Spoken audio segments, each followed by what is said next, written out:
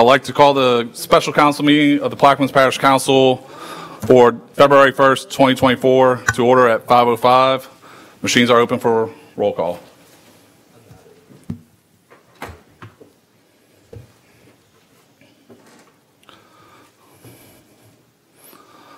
Let the record reflect 7 council members are present. Ms. LaFrance is absent. Mr. Edwards is out of town. At this time, I'd like to stand for the prayer by Mr. Champagne, pledged by Mr. Jersich. We take this moment to acknowledge Almighty God, thank Him for our bountiful blessings, especially for the parish's natural resources. We give thanks to God for our brave and courageous men and women in our military who daily risk their lives to protect our precious freedom, and we pray for our world leaders to know how to obtain world peace. We pray that this government body, comprised of both council and administration, will always serve our parish with honesty, humility, and equality for all. And as this government body gathers here today, we pray for the wisdom to know right from wrong and the courage to do that which is right. Amen. Amen. Pledge allegiance to the flag of the United States of America and to the republic for which it stands, one nation, under God, indivisible, with liberty and justice for all.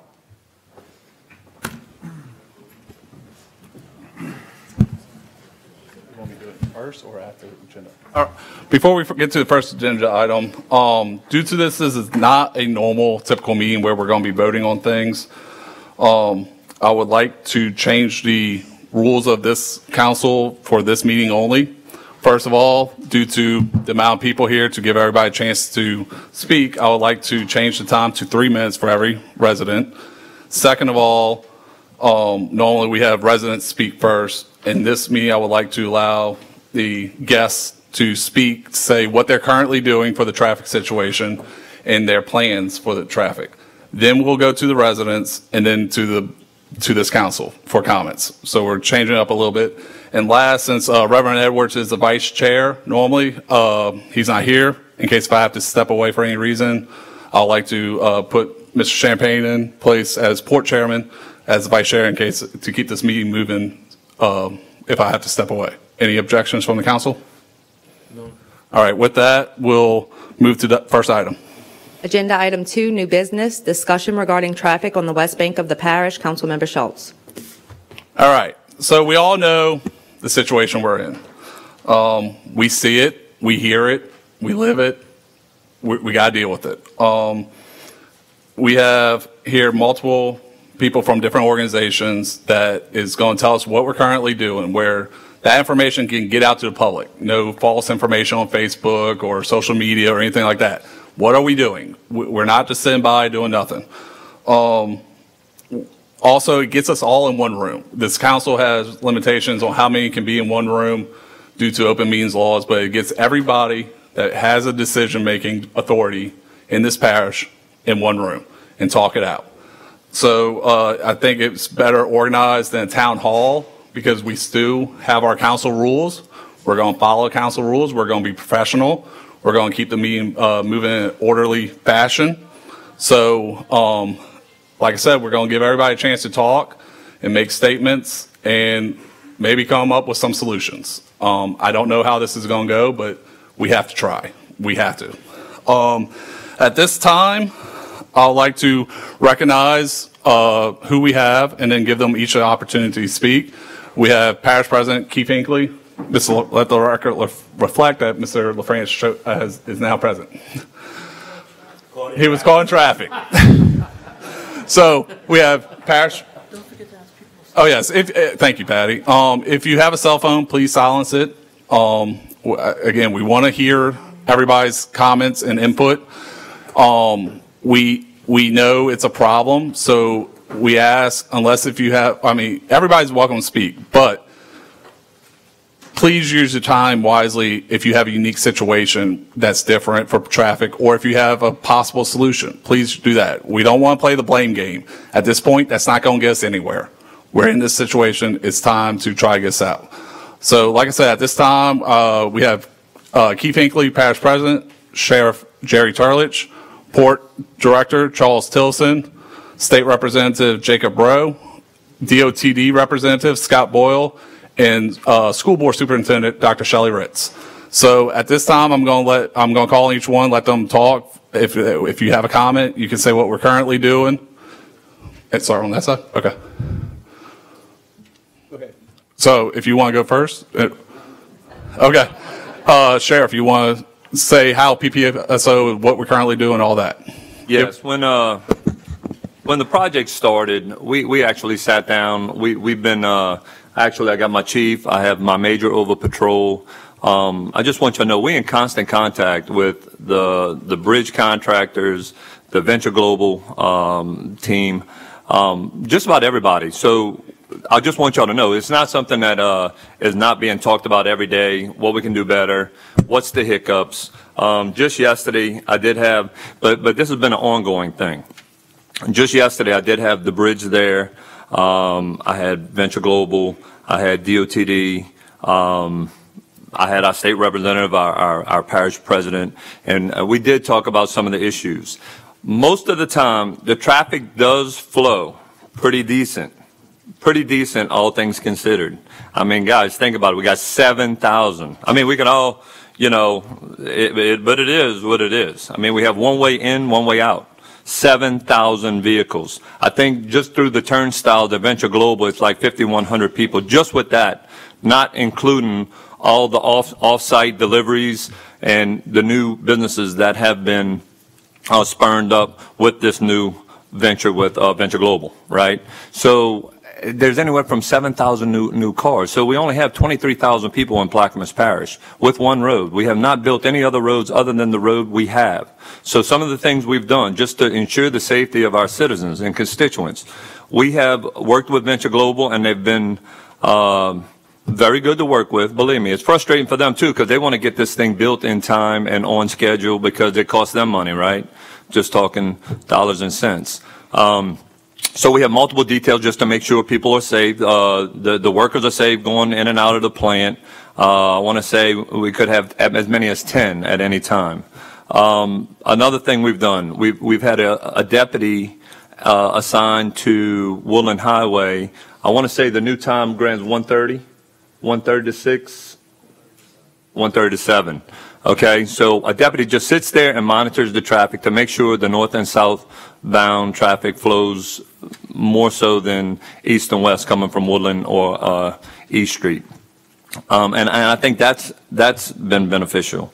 Some of the problems when you see it backed up all the way to Highway 11, and look, I get these phone calls daily, Chris. I'm sure you do too. I'm sure all of us are getting them, right?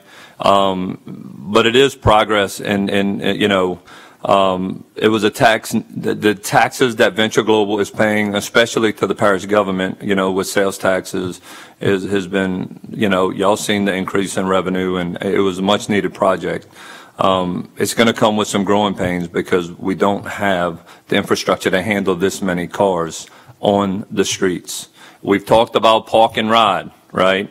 That becomes an added expense to the Venture Global project as well, right? Because then you start having to pay your workers. We've talked about all of this, or just different situations that we could do. We've talked about a flotel, you know, and that presents other problems. Talking with Andy and Chris, what it sounds like what the flotel is, a lot of these people that are going down there to work, they don't want to stay at a flotel. They didn't want to stay at a man camp.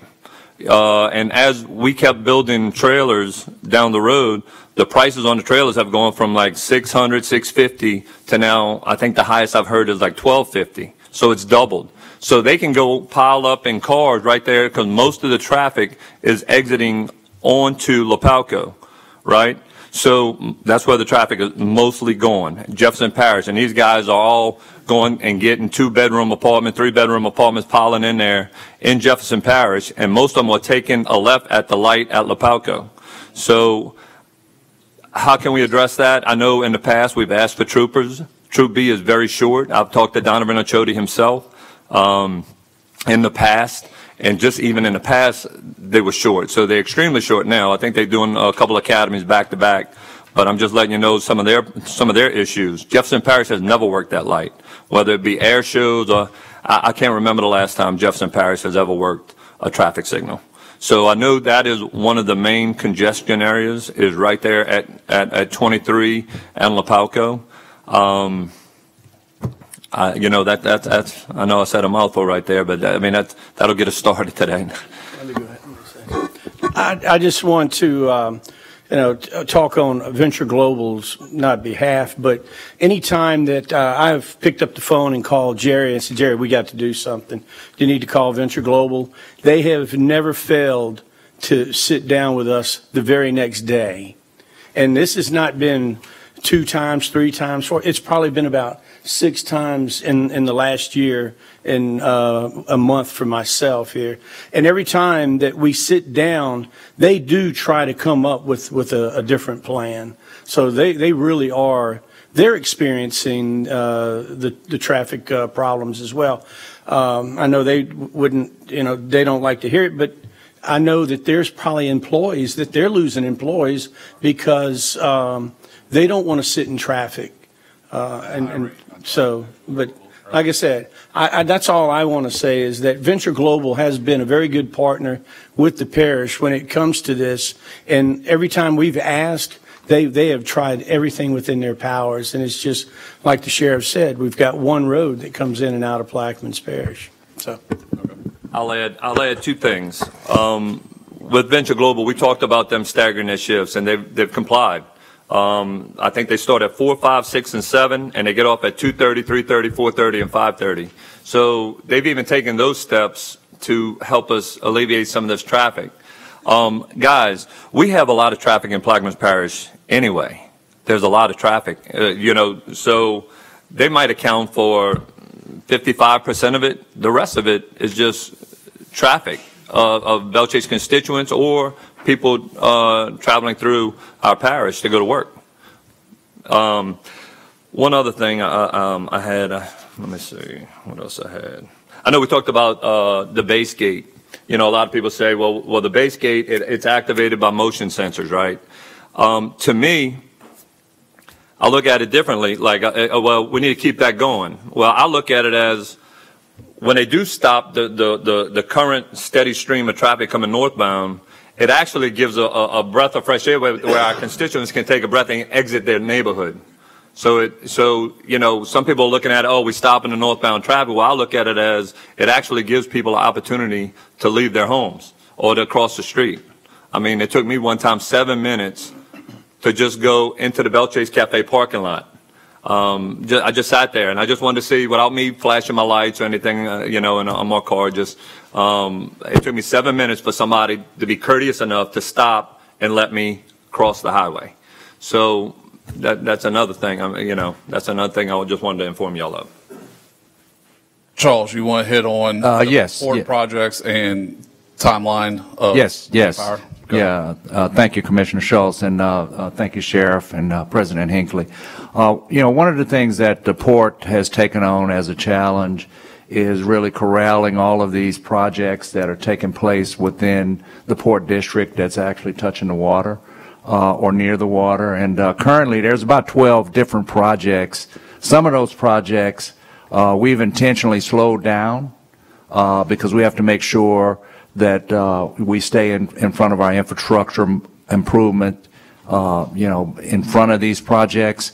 But one of the things that we've done, and we talked about it in our State of the Port address a few months ago, was we created 5 strategies. One was to keep a public safety focus. So that's part of what we do on a monthly basis with all of our construction contractors. We try to keep that open dialogue. We try to build information, data, when projects are starting, when projects are ending, when the numbers of construction workers is increasing or decreasing.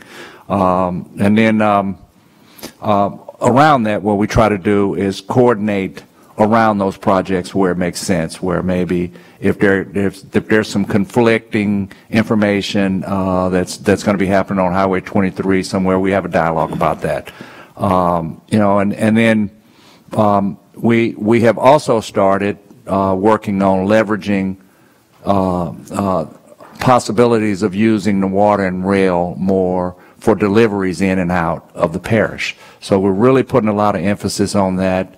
in our contracts that are coming up. We're even looking at, trying to schedule deliveries for certain projects after hours, just for the purpose of kind of mitigating the impact on that traffic.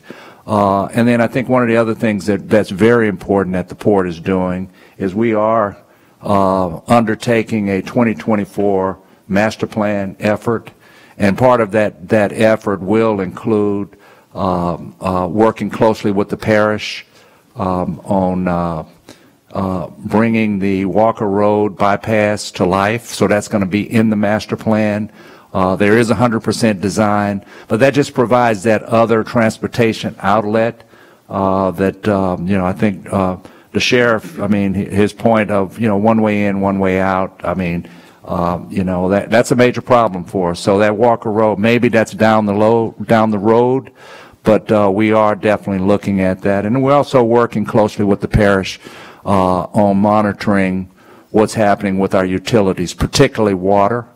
So working very closely with President Hinckley and his staff on seeing, what are the things that the port can do, to find funding to enhance the water distribution in the parish as relates to our growth, but making sure that we're enhancing, what's happening, with the public's water.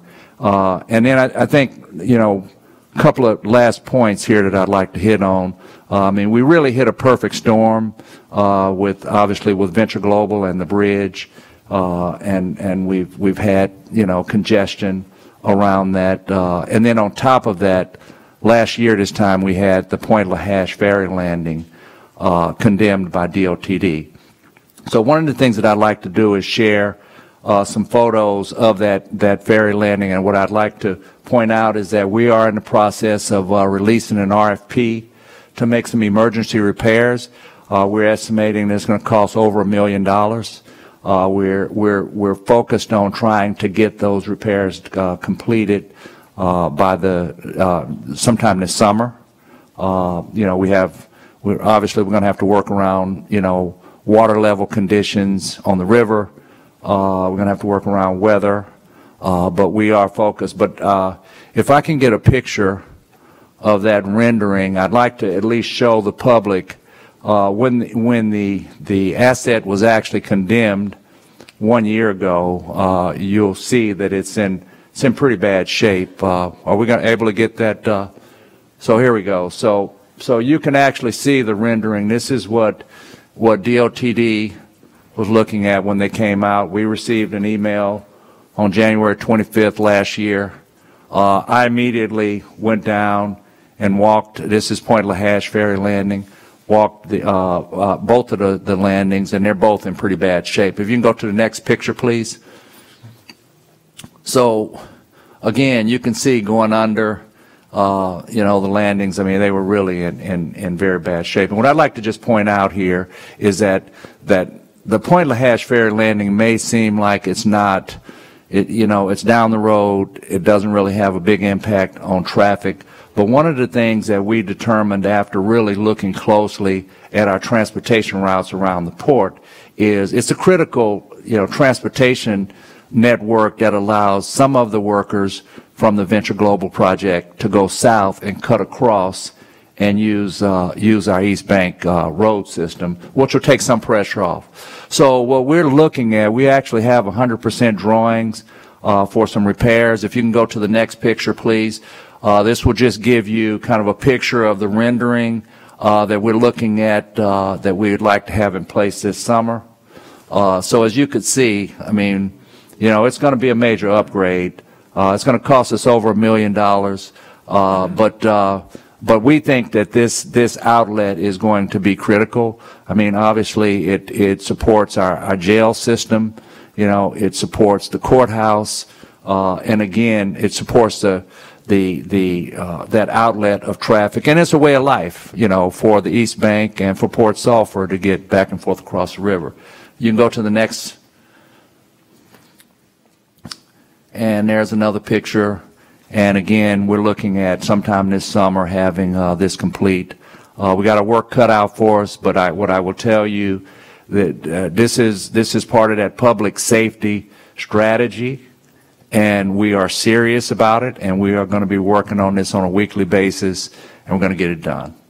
And then the next, if you can give me the next document, this is a Gantt chart that we've put together, and we actually have a monthly call with all of our contractors.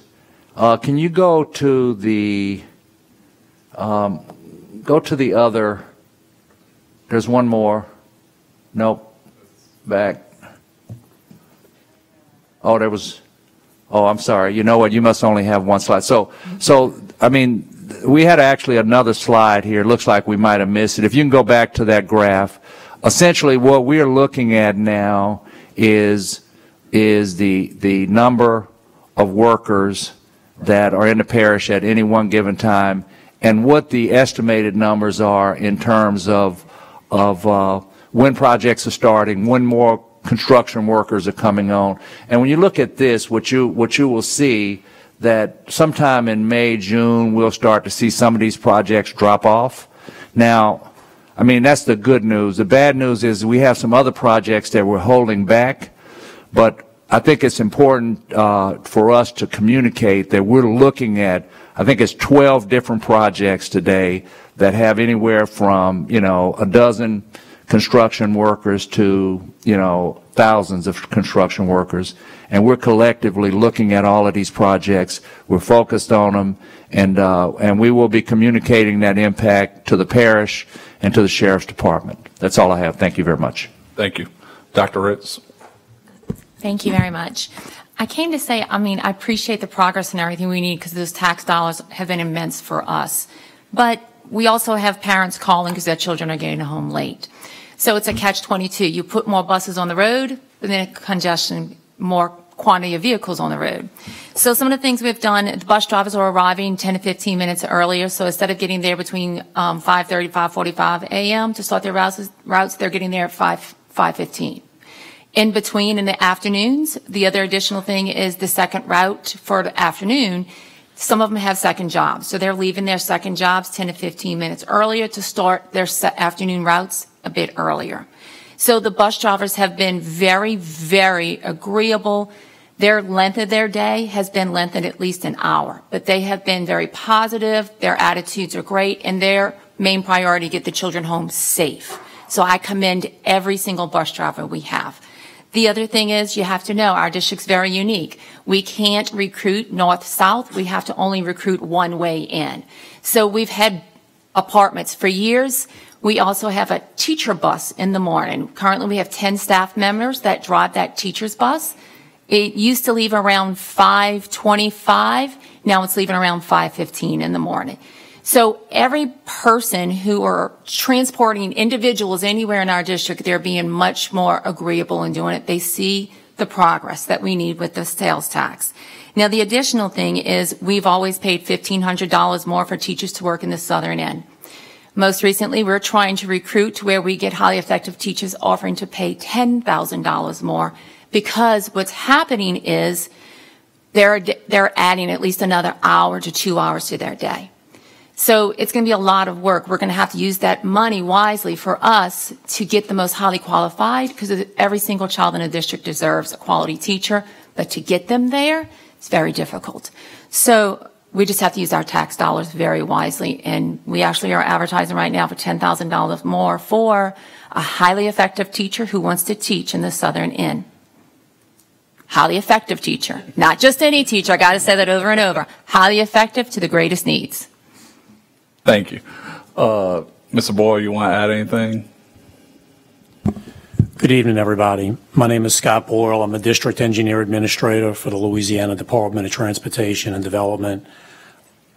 One of our parishes in our 7-parish district is Plaquemine.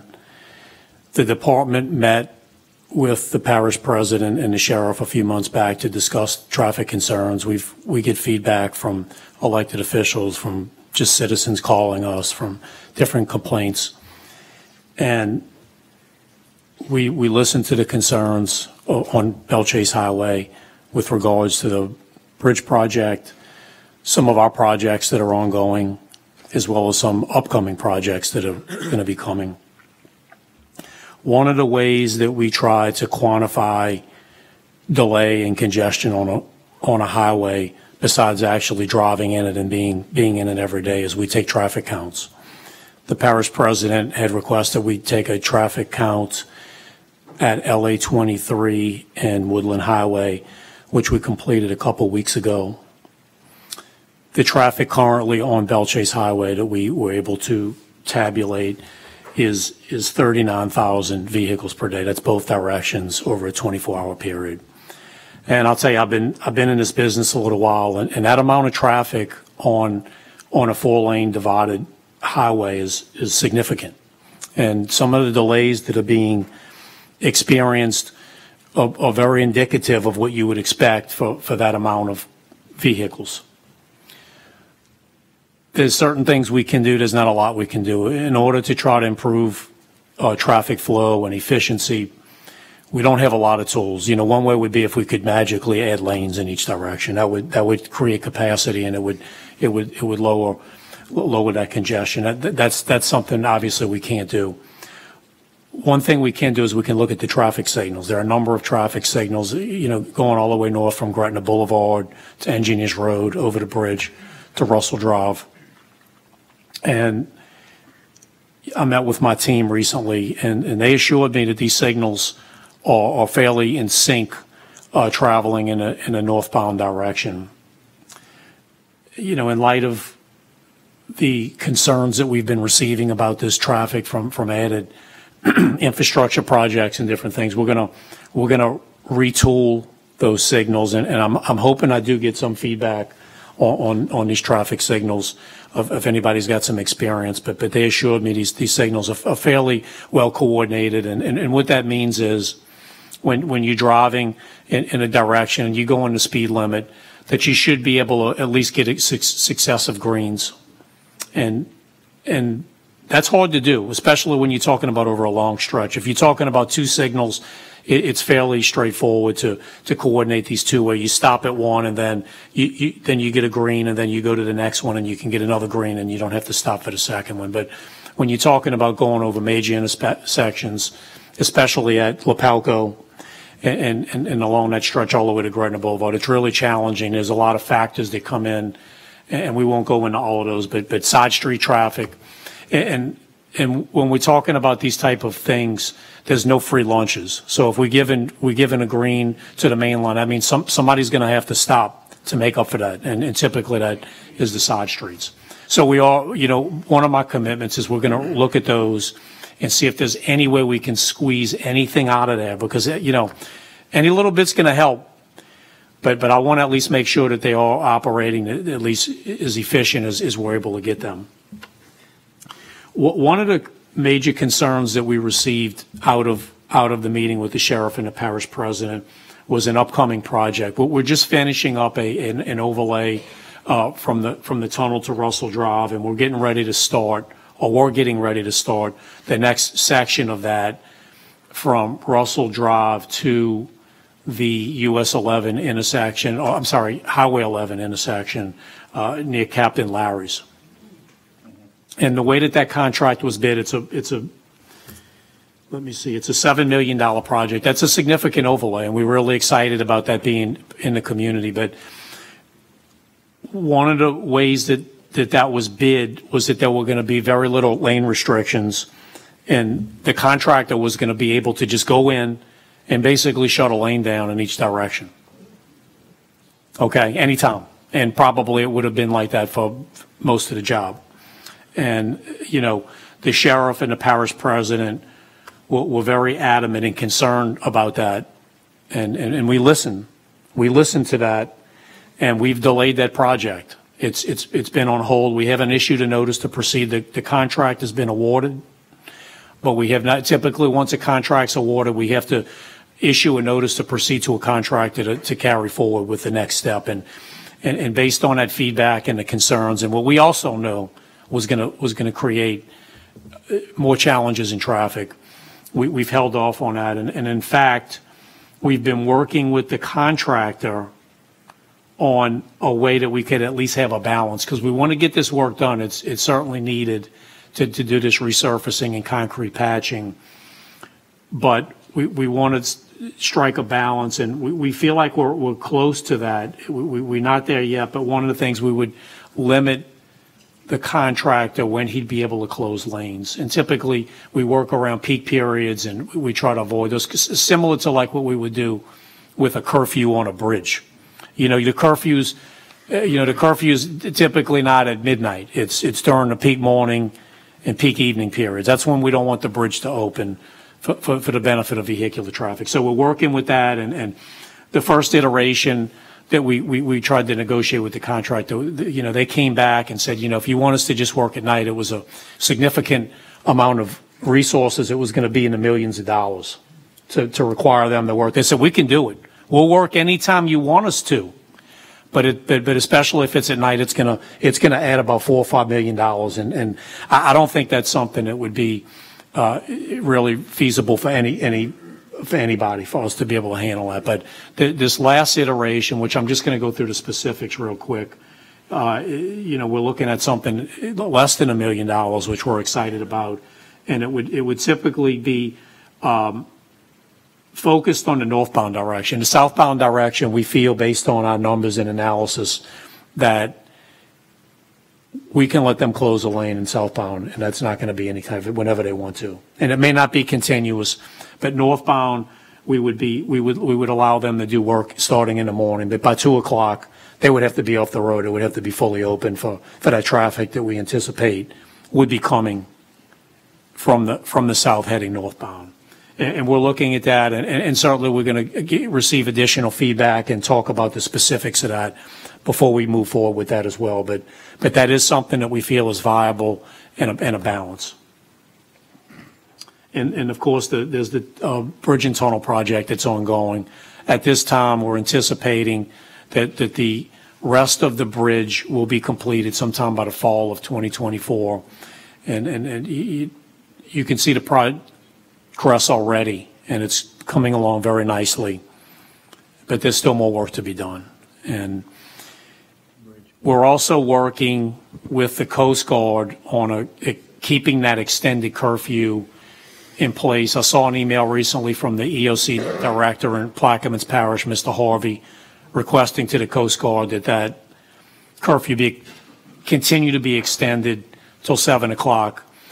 And I can't speak for the Coast Guard, but we have other issues in different places where we do curfews, and there's a lot involved. They can do temporary curfews fairly straightforward, but when you're talking about long-term, they want to have an analysis. They want to have some type of justification. So, you know, I'm going to be in on the discussions and working to help support that extended curfew, which I think is vital during this evening peak period to keep vehicular traffic flowing. Again, there's always trade-offs, you know, for somebody getting right-of-way, someone having to cede right-of-way. And in this case, you know, the Mariners also have an interest in that as well. But that's all I have at this time. I'm sure we'll get into some other discussions as this continues. Just real quick. We met. Okay. Pull your mic. No, pull your mic where it gets recorded. I know. We had you guys and also the Coast Guard and at my office the other day. And one of the things I did ask is to maybe tack on another half hour. And I know that expires February 29th, right? The curfew. That's my understanding. Is that okay. It'll revert to the 5:30 time frame. We're going to ask because it seems like, and y'all get the traffic count numbers. I don't know if y'all gotten them, but it seems like the traffic really starts increasing around 2:30, 3 o'clock. They hit Bell Chase. Mm-hmm. So I would like you to ask, and I know we're submitting it. I think I got a letter from Patrick saying that they were resubmitting for the curfew. I would like another half hour added because we've had a couple incidents where the bridge either did some work or for some reason the bridge went up and it was around 3 o'clock, and it actually backs it up. It backs traffic all the way up to Becknellville. I mean, really, all the way past Highway 11, all the way almost to the Becknells.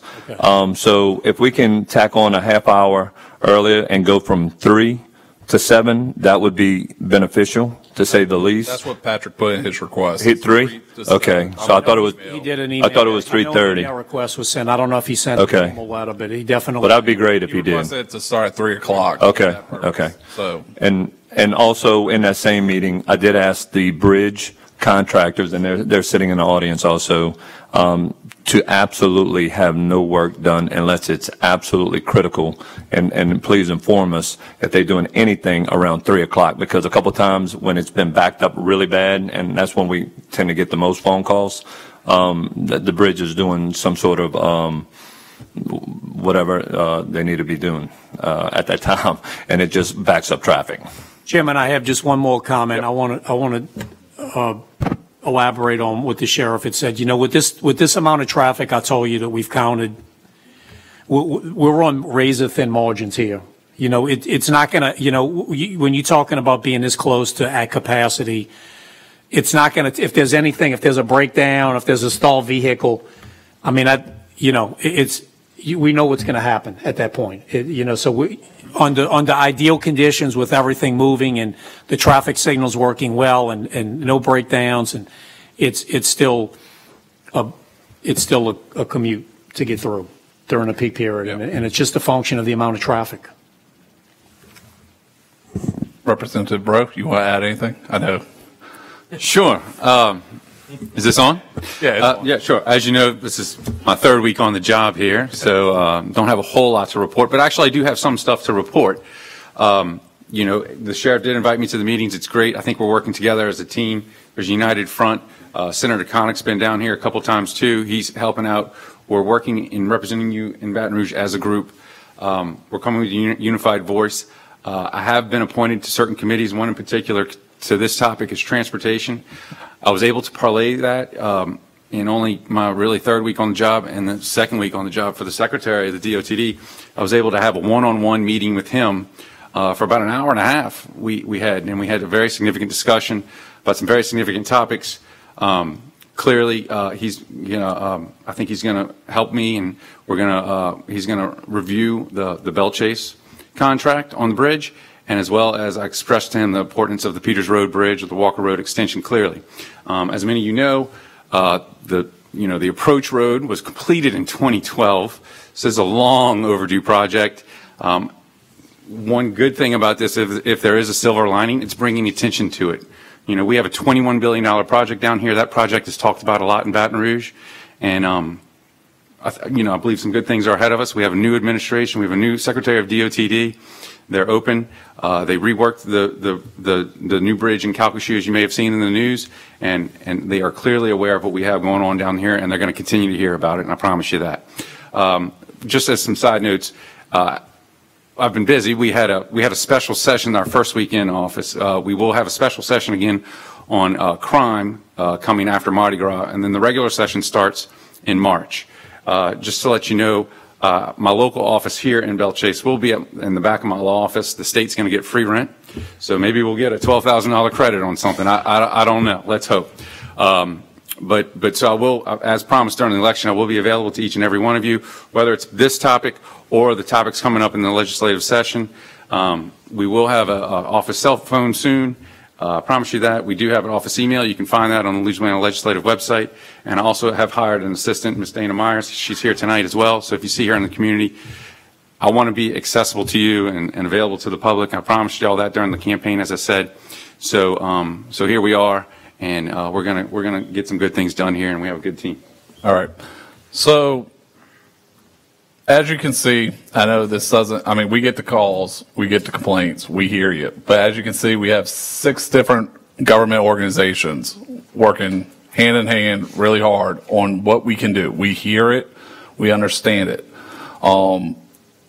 Based on this chart, it looks like a lot of it will start going down, not completely, but starting in July. So there is, I guess, light at the end of the tunnel possibly, but then there's going to be other projects that start up, but we're working on it. I want to thank the sheriff's office and everything they do DOTD, thank you for looking at, well, that's one of the main things I hear is the lights. So thank y'all for looking into that. At this time, Venture Global, I know there's a representative. Do y'all want to come up and say what y'all are doing, and then we'll open it up to the public?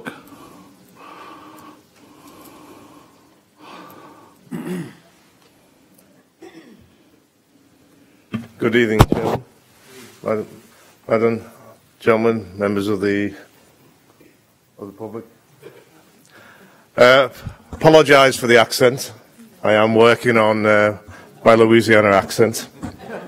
And I do have to say thank you for making me feel so welcome. So my name's Andy Coombs. I'm the project director for the Plaquemines LNG project, so it's my privilege to lead that project.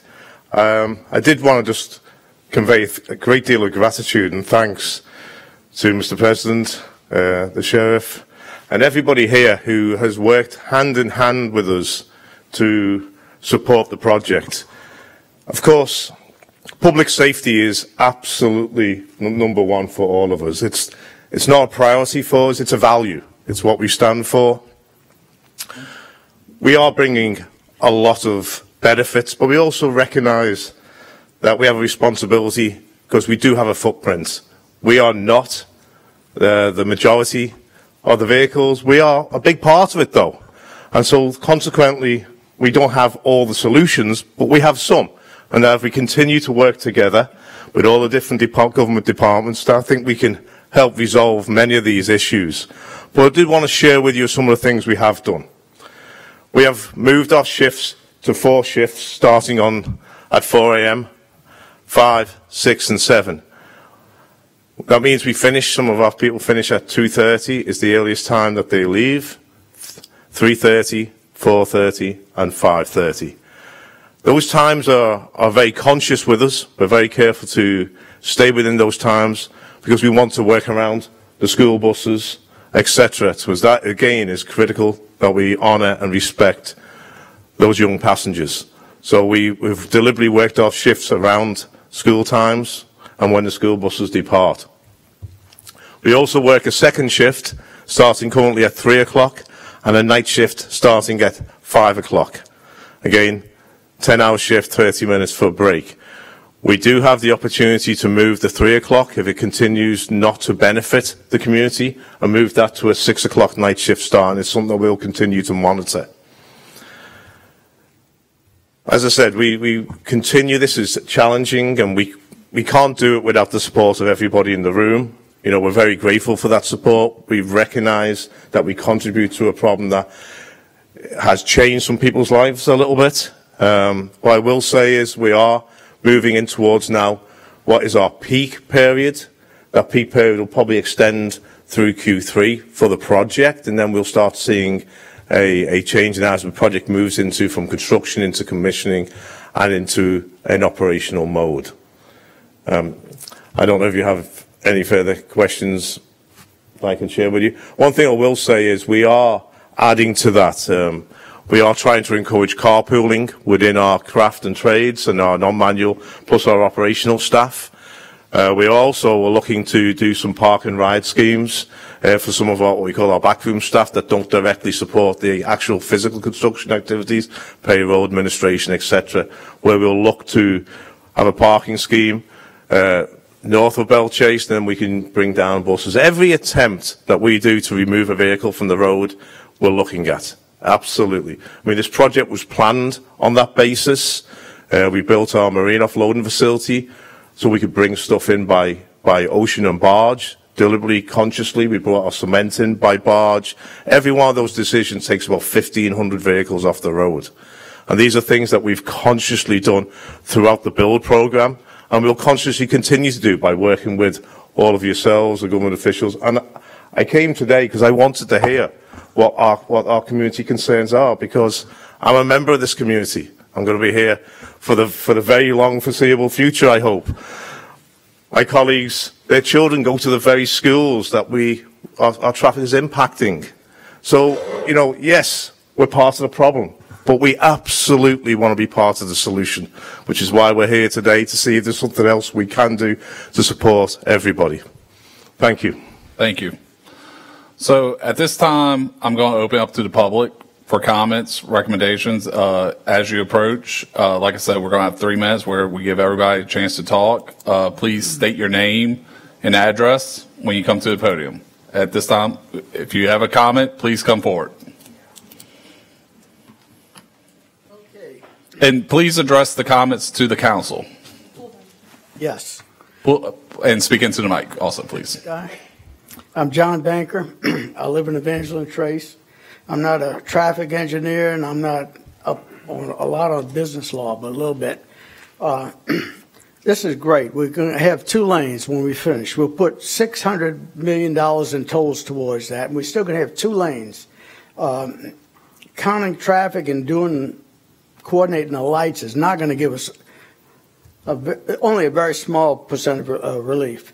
I understand under the contract that you can't build another bridge within 5 miles unless you put tolls on it. Well, if you put tolls on it, 2 things will happen. You have double the lanes. You have 4 lanes in and out if you do Walker Road. And I really believe almost all of the heavy equipment that's coming up and going down would choose to go across that, get on Peters Road and get out of town as opposed to going through Belchase and Gretna. So I don't know what it would take to build that bridge, and if we started tomorrow, it would take a long time. But I think it really should go right on top of the heap of things we want to talk about is getting 2 lanes, because, getting 2 more lanes, that's a 100% increase. Yeah. Seems simple to me. Councilmember Champagne, since you're the port chairman, do you want to talk about the Walker Road and the efforts we're taking through the port to let the people know what we are trying to do through that method? Sure, thank you. And thank you for your comments on that. And that is something that we are looking at. And you make a valid point. Even if we started now, it would not solve the issue we have now. And we really want to focus on the issue we have now. And we look at, the glide path with the current employees, and it looks like by the midsummer it's going to go down significantly. But with that in mind, we're not looking at, that is going to help us a good bit, but Director Tillerson and all the commissioners are looking at Peters Road bypass. It is in the forefront of our thinking. We're pushing it hard. You heard Representative Bro talk about it. One of the first meetings he had with the port, that was the #1 topic. That actual project has been on the books since the late 80s. It has a project number. It's nothing new. As Representative Broad said, the approach has been completed since 2012. President Hinckley's on board in this as well. We're all pushing for that, and you have our commitment as a current council, and I'll speak for the port, and I'll let the port director add on if he wants. That is in the forefront of our thinking. That has to happen. No ifs, ands, or buts about it, because Venture Global is going to have a significant, amount of traffic. But then if we are successful with our container port, we don't want that traffic going through Belchase. So we're making a conscious effort to get that built. So we have both the rail and any type of truck traffic going around Belchase and through Peters Road. Also, it revitalizes that area. But the best part is now we have Jefferson Parish and Gretna fighting for it as well. That's never happened before. So we're using a regional approach on this. So it's not only us fighting for it, it's their entire West Bank. We see it as being transformative, and so that is in the forefront of all of our meetings. So you have our commitment that we're going to move forward, and I yield. And also, Mr. Bro is going to make a comment, but also I want to state that Senator Connick is on board as well. We've had multiple conversations with him about Walker Road, and he's on board as well. Mr. Bro, you want to make a comment on Walker Road? Yeah, I do. My legislative district, 55% of it is Plaquemines, but a third of it is also Jefferson Parish, and I've made a good effort to be very much a part of that Jefferson delegation, because in Baton Rouge, numbers matter, all right? There's 105 in the House, and there's another 39 in the Senate, right? You need majorities in both of those to move forward, and then after that, you need a signature from the governor. So there's a lot of moving parts up there, and in fact, Jefferson meets as a delegation, and we're going to meet on the 8th. I plan to partake in that, and I plan to make a speech or, a push for Walker Road. And it's facts that, like I learned the other day at the sheriff's meeting, when we have 62% of the workers at the LNG plant living in Marrero, that's a pretty significant fact. That's going to go a long way in getting that delegation behind our need of a bridge at Walker Road. So it's all things like that. There's a bunch of things in play. I know I'm working as hard as I can for that, and I know these people are too. So I just wanted to add that to it. And it's details that people need to know and information that I think people want to know. Exactly. That's the thing. Part of our effort is getting this information out to the public. I mean, the public sees things on Facebook sometimes, and that's not always the most accurate. And we get phone calls, and I might tell one person, but then another person gets different information. And that's part of the purpose of this meeting, is to get the information out to the public that we are working across 6 different agencies, basically, to Walker Road is at the forefront of, I think, everybody on this council, administration, sheriff's office, port, state rep, senator. I mean, everybody. So Mr. Thomas, you want? Thank you very much. My name is Robert L. Thomas. I'm the executive director of PABI, the Plaquemines Association of Business and Industry. Mr. Chairman, council members, state, local officials, thank you all very much for being here today. And you're right. We're convinced of that, Mr. Chairman, that we're all in this together, and we see the effort being made. At the request of several PABI members, I was asked to put together a PABI committee meeting on infrastructure this week. Also in attendance at that meeting, besides the PABI members, we had a member of the Plaquemines Council there, representatives from the Sheriff's Office, parish government. So thank you very much for that. What I'd like to do today is just read some of the minutes from our meeting that we held Tuesday, January 30th. And the previous speaker was right. Mr. John said, we have an awful lot of traffic engineers in here. I told it to my friends at the coffee shop the other day. We're all experts now. So this is notes from the PABI Infrastructure Committee meeting held in Belle Chasse on January 30th. A PABI Infrastructure Committee meeting was held. Several local officials in attendance. Mitigation efforts were discussed to help improve traffic conditions in Belle Chasse. We believe all efforts should be made to reduce the impacts on our members and the public that we're experiencing, including traffic delays, which add to cost. An additional concern is some of our members are losing employees to jobs out of the area now. They can't get to their jobs here. They're leaving. They're quitting. I'm sure Venture Global is feeling that also. In concept, these ideas brought forth are all supported by PABI, and we are ready to assist government agencies and others in any way we can. We believe potential solutions should be divided into short-term, mid-term, and long-term solutions.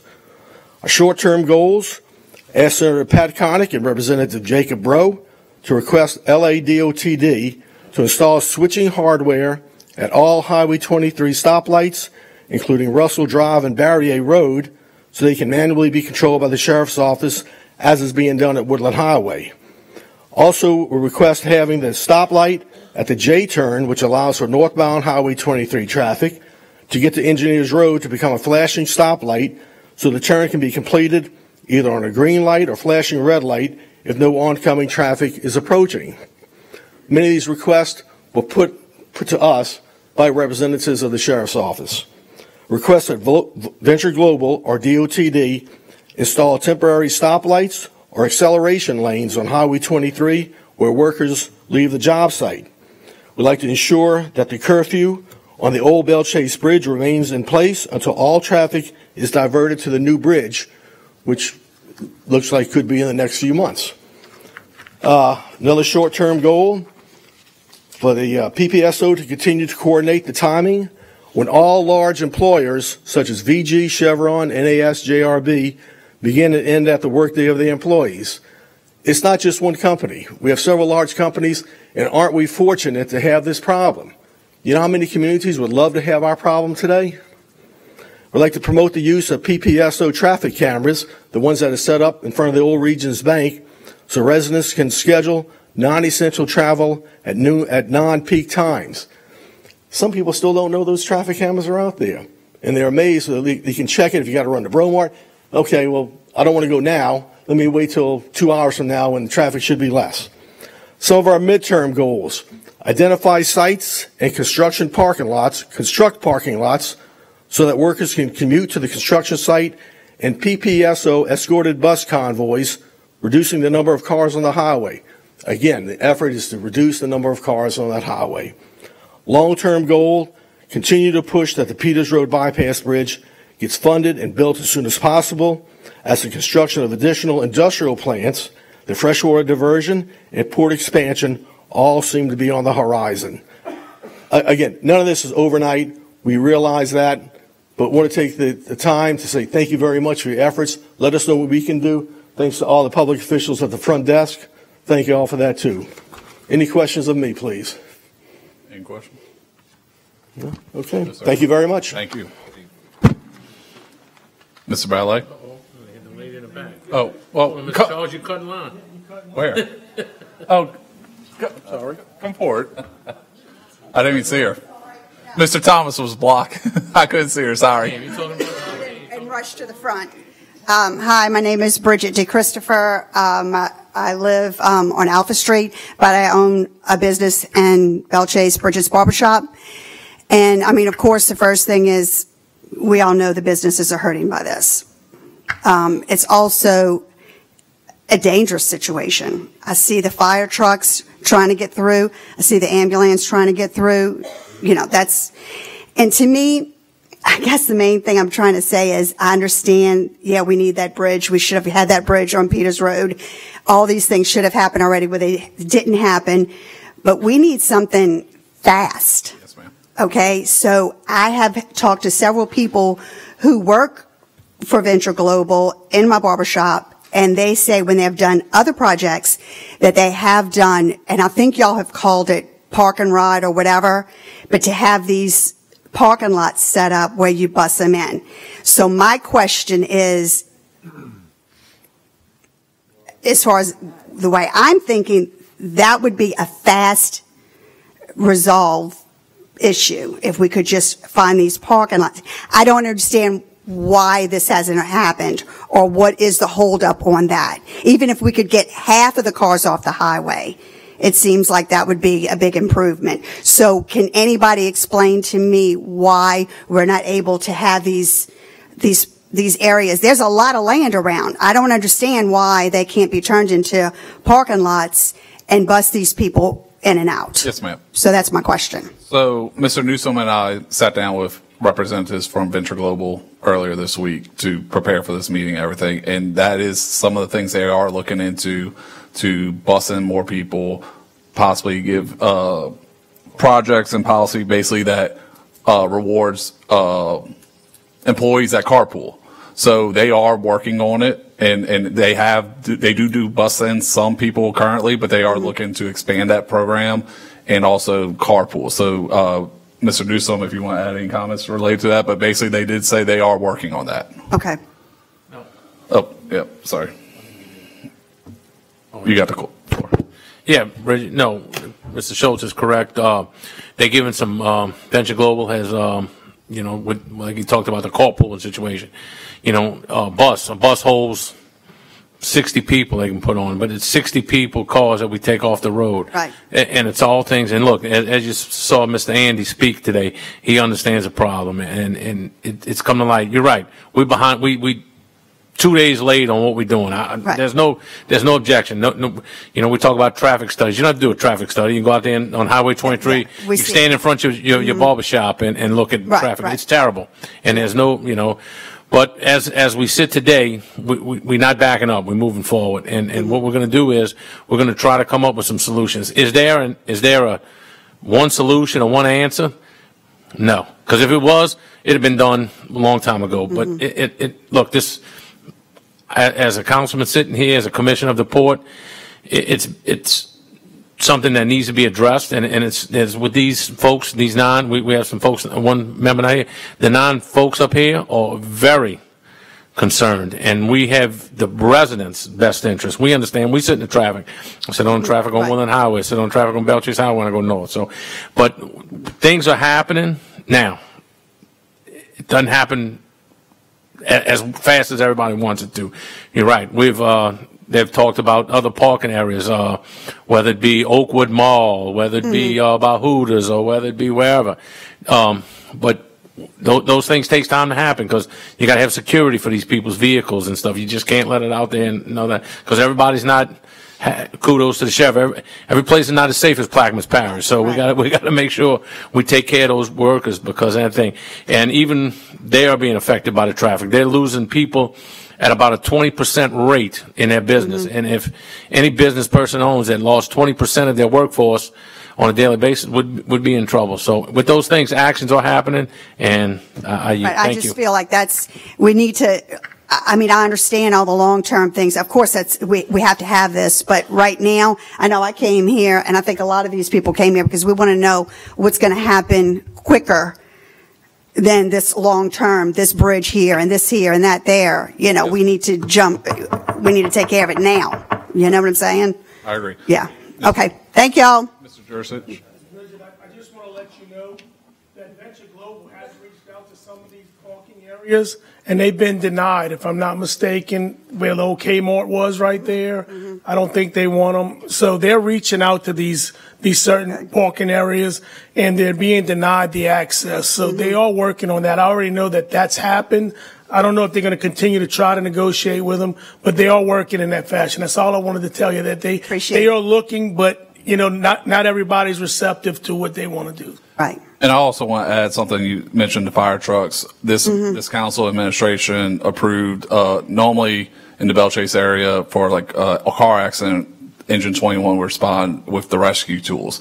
We added rescue tools to every truck in Belle Chase, where if there's an accident on the north side of the bridge or something, they have tools. If it's on Woodland, the truck right out here has tools. That way they're not dealing with waiting for a particular truck to get there. So we did address that problem because that was a concern from both the fire department and this administration and this council. So I want to, you mentioned that. I know that's a concern for people. It is. It is. When you see that fire truck or you hear the ambulance and you're hearing it for minutes on end, it just makes your blood run cold. And you know, and I've seen it myself on a car accident. Luckily, they had one lane on the bridge that was shut down, the new bridge, and with that, an accident, traffic was already backed up, and it went. We radioed and they made sure it was clear, and they went across the opposite way across the new bridge. So there are procedures in place for that to make sure.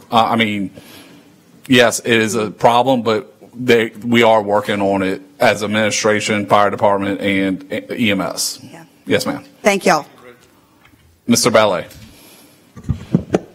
Thank you, Mr. Chairman, council members. I'm Charles Ballet, District Attorney of our parish here. Appreciate the time. And I'm really excited. I was glad to hear that the chairman of the project down there, when he spoke about saying how safety, of course, is number one. And I can imagine having that many workers in that big of a project. It has to be, or otherwise it would not work, of course. And that's what I'm really here to speak about, in a sense, is about safety. I know all of us are inconvenienced by being caught in traffic. None of us like it. We don't like it. We're on Interstate 10 in Metairie or New Orleans, or if you're trying to go through Baton Rouge on their bridge at certain times, you're very inconvenienced like this. But that's one thing, but to me, safety is the bigger thing. And so a little history back in the days that when Plaquemines had a lot more oil business, everything, we had some problems, a lot of problems. And what was created was called the LACE program, which is the Local Agency Compensated Enforcement, where state police officers in off-duty time were allowed to do extra duty on the roadways and get paid for those services because we needed it. And for example, we went from traffic citations in 2009 of 5,100 to about 2,700 in 2011.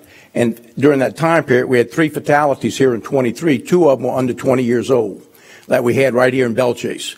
So it was very bad. So this program was initiated here. It had been initiated many other places in the state, but we chose, of course, to do it here as well. And about 2 months later or so, we're able to get with the sheriff's office and have them, of course, to also be eligible to have off-duty people to do that. And so it's worked basically pretty good.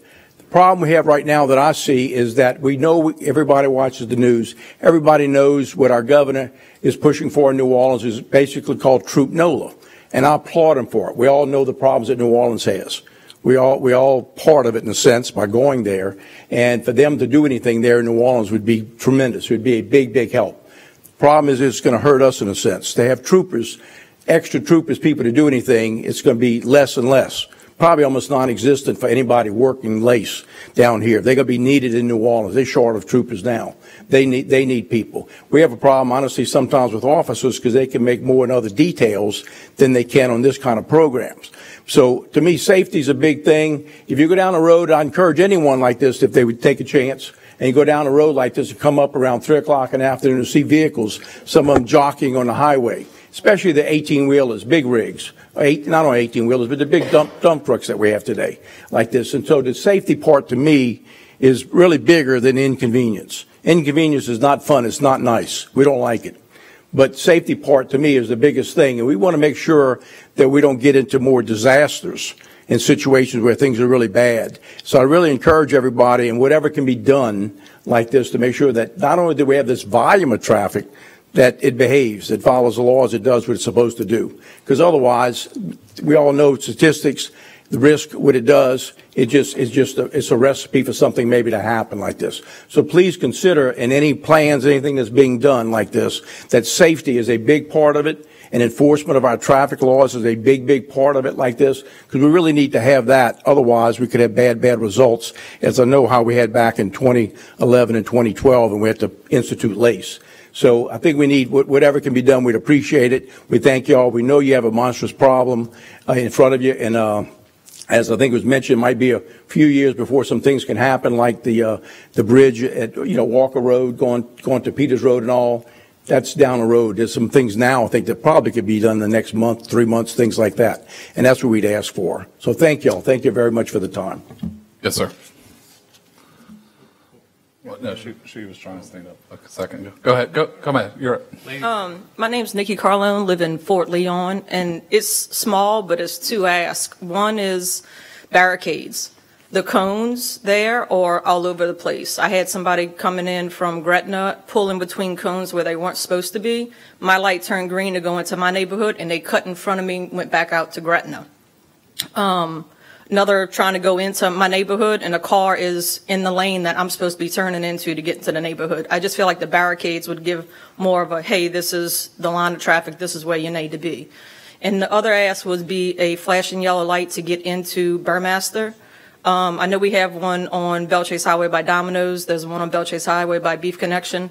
For 6 months, we took our lives in our own hand and came out the neighborhood with no lights, turning left, turning right. And now we have to sit and wait, even if there's no traffic, the bridge is up, we have to sit and wait. Sometimes it goes through 5 lights before it changes. So a flashing yellow light would help. That's all. Yes, ma'am. Ms. McCarty.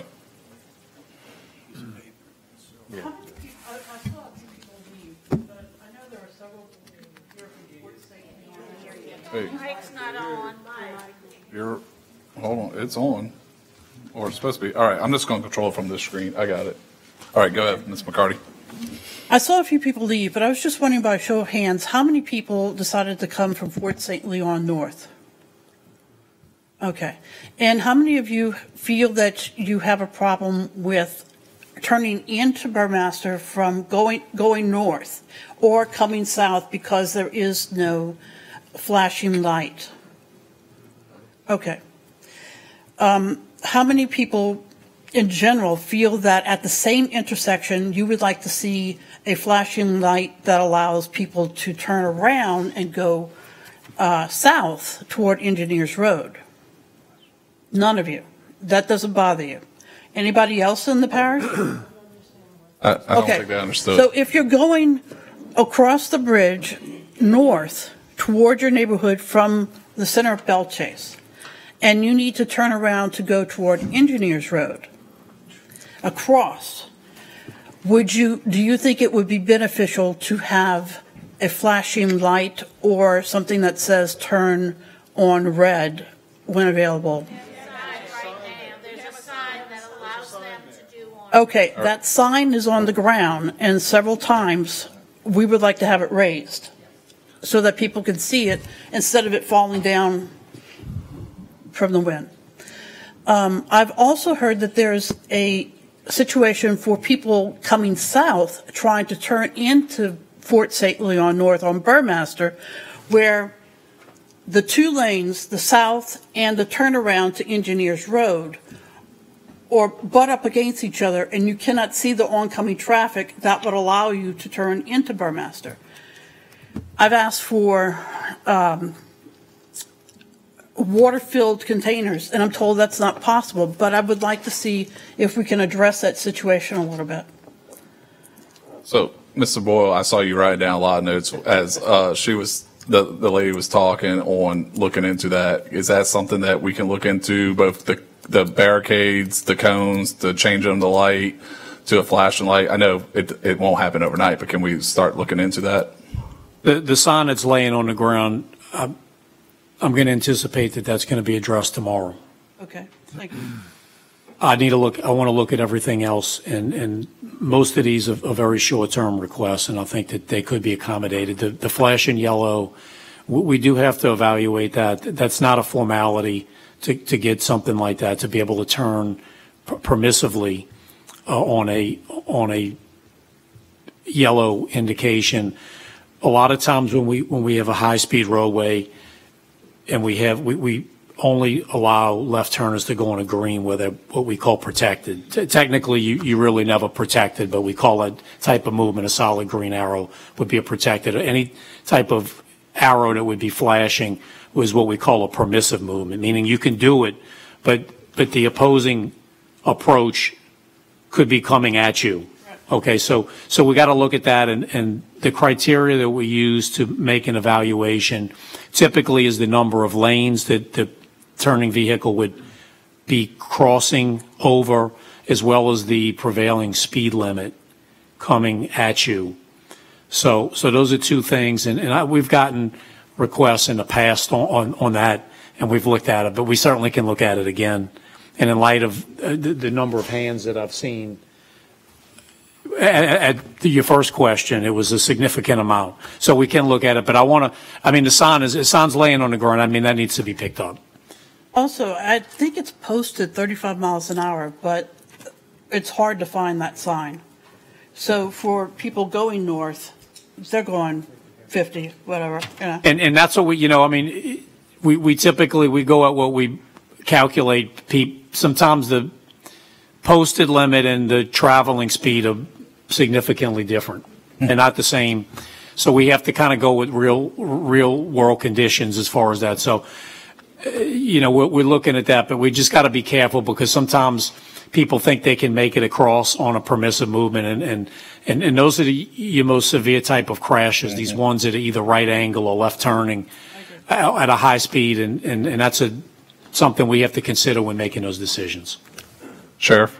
Yeah, Scott, I appreciate if you do address this. I do think our Fort St. Leon constituents have probably dealt with the most headaches in the whole parish. And it is kind of confusing. Sometimes there's a lot of different changes, and when they come out their neighborhood, it could be something different every week, right? Because it's an ever-changing thing with the bridge contractor.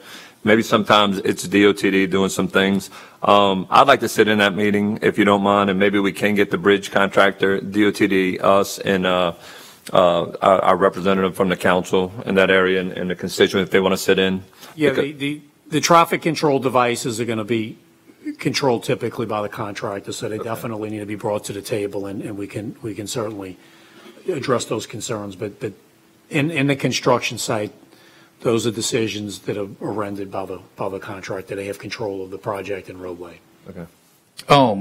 Since we're talking about the J-turns, is one of the issues I've seen is dump trucks parking in the J-turn. I know I talked to Mr. Bro about this. I know the school board has issues with bus turning around because they can't turn around in the J-turn. Can we, I know this is state highway, I don't know if this is parish or state, can we put up those parking signs? That way they know. I don't know if they even know that that's not a parking area. We certainly can look at it. I mean, that appears to me that it would be an enforcement issue. I mean, anytime you're parking in a live lane of traffic, I don't know the context of that, but just from what I'm hearing, that would be something we would defer to law enforcement. Okay. I know that's a big problem, especially for the school board. With the buses, they can't make a U-turn when they have to leave in Fort St. Leon. So, and I know Sheriff, you're busy with everything else, so you can't be everywhere. So that's why I didn't know who that would be. So, all right. Sir? And even if we put a sign up, I mean, you know, that may or may not discourage someone from engaging in that, and then, of course, it would have to go to the next level. Okay. I just wanted to hit on that. Yes, sir. Mike Appelt from 101 Clare Street. Questions. I support the park and ride, but if we talk about ferries, passenger ferries on the waterway instead of just buses? Ferry. You saying ferry people across instead of buses? Yeah. Passenger ferries, shuttles. I mean, 40-minute bus ride, 40-minute on the water. It doesn't matter. Yeah, right. We'll have to get with Venture Global and see if that could be a possibility. On the East Bank and possibly with the port. Okay, you did. Oh, you want to talk on it? Go ahead. You have the floor. We're all exploring a lot of possibilities before we bring the ideas forward. So I did research that there's a company on Engineers Road that makes ferries. They even make cover ferries. However, the cost of fuel and the time to get down to Venture Global and the time to get back is negligible. It just would not work. Okay. My second question is, we talk about the Walker Road and the bridge and everything, but is there a possibility that Barry A can connect into Walker Road for temporary? And that would be a big loop. Mr. Hinckley, I know that's one thing that we looked into. I'm in conversations with the Regional Planning Commission right now as to work that out as well. That's a project that is in the future.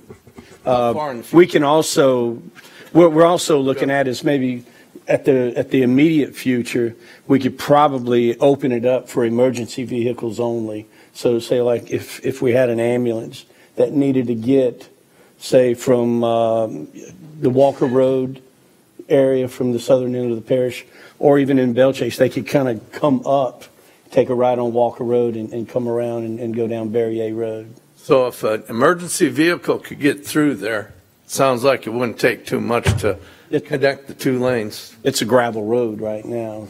Yeah, so, right? I drive a gravel road to make of women.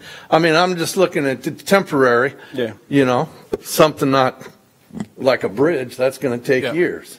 And I think we've looked into that. For the immediate is gravel road for the emergency vehicles, but long term is with the Regional Planning Commission. I sat in on that meeting with Mr. Hinckley about exploring that as an option, because Venture Global is possibly going to have another phase. We're going to have a couple future projects. So this isn't, okay, it goes down in August, but a year and a half again, we're going to have more traffic. So we are working short-term solutions, but also long-term solutions for future issues. That way we're ahead of the game the next time. So that's why we are looking at that with Regional Planning Commission. Mr. Hinckley? When you're talking about extending Barrier Road out, we have to be aware of the residents that are off of Barrier Road. I know, I live there. Okay, so so we want to create a road that goes on that median that's between Barrier and the canal. That would be a thoroughfare,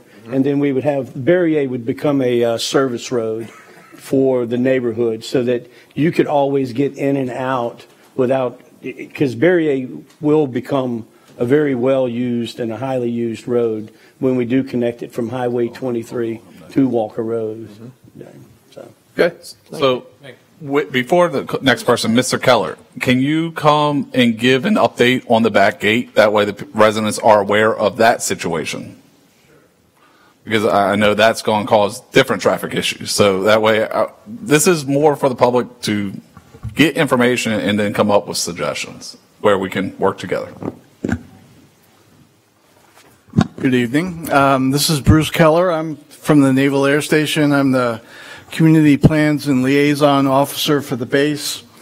The rundown on the current project that's there is we're building a complete back gate facility or a complete gate facility on Barrier Road. However, it's broken down into two parts. The first part is now complete and getting very close at this point in time to being usable. Essentially, it's just traffic that would be for commuters to get on and off at the base. I think it's 5 o'clock in the morning to 8:30, and then the evening time it's 3:30 to 5:30 or 3 to 5:30. The intent at this point in time is to, the new gate is pretty well ready to go at this point. It may be at the 99 percentile, level of completion. There's just a few small things that need to be accomplished to use it. But when it opens in the near future, it'll be just the same way that it's used now, meaning it's no trucks or it'll just be for the commuter hours. The second part of this project is to complete a pass and ID office, as well as to complete a truck inspection station. That hasn't started yet. That's going to take another year to be done. So the anticipation that we have is that, it's going to be, the next year will be a repeat of what we're doing right now, and what we've been doing all along with that gate. But it won't be a full facility for another year. So that gives us a little bit of time, all of us, to have a look at the future in terms of the regional planning component to it, and to have more discussions. So I know that people have asked about the reduction of traffic on LA 23 at the gate that we currently use. How is that going to reduce that traffic by opening Barrier Road? For the immediate future, it'll be the same as it is now. It might increase a year from now. So reducing the traffic is not realistic per se. Right now, I did this homework this afternoon, is that there are a couple of official traffic studies that were done. They're dated, to be honest, but we've actually reduced in terms of population, residential population, and tenants that come to the base. That's gone down slightly. The number of cars that we put out between the hours of 3 and 7 is about 2,000. So you can, split that between the two gates. The current back gate is maybe 40% of that, and the front gate is maybe 60% of that. But going forward, that's a good number to keep in mind, is 2,000 vehicles between 3 and 7. Did you want to add something, Sheriff? I think that's what I was going to bring up. We're talking about 5,000 people at Venture Global. The base itself has 2,000.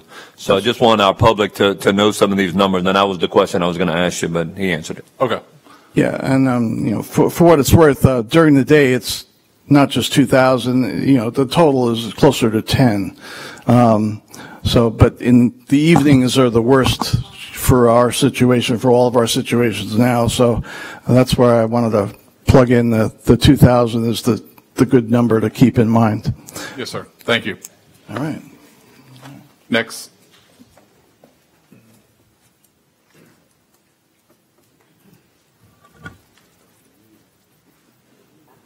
Thank you.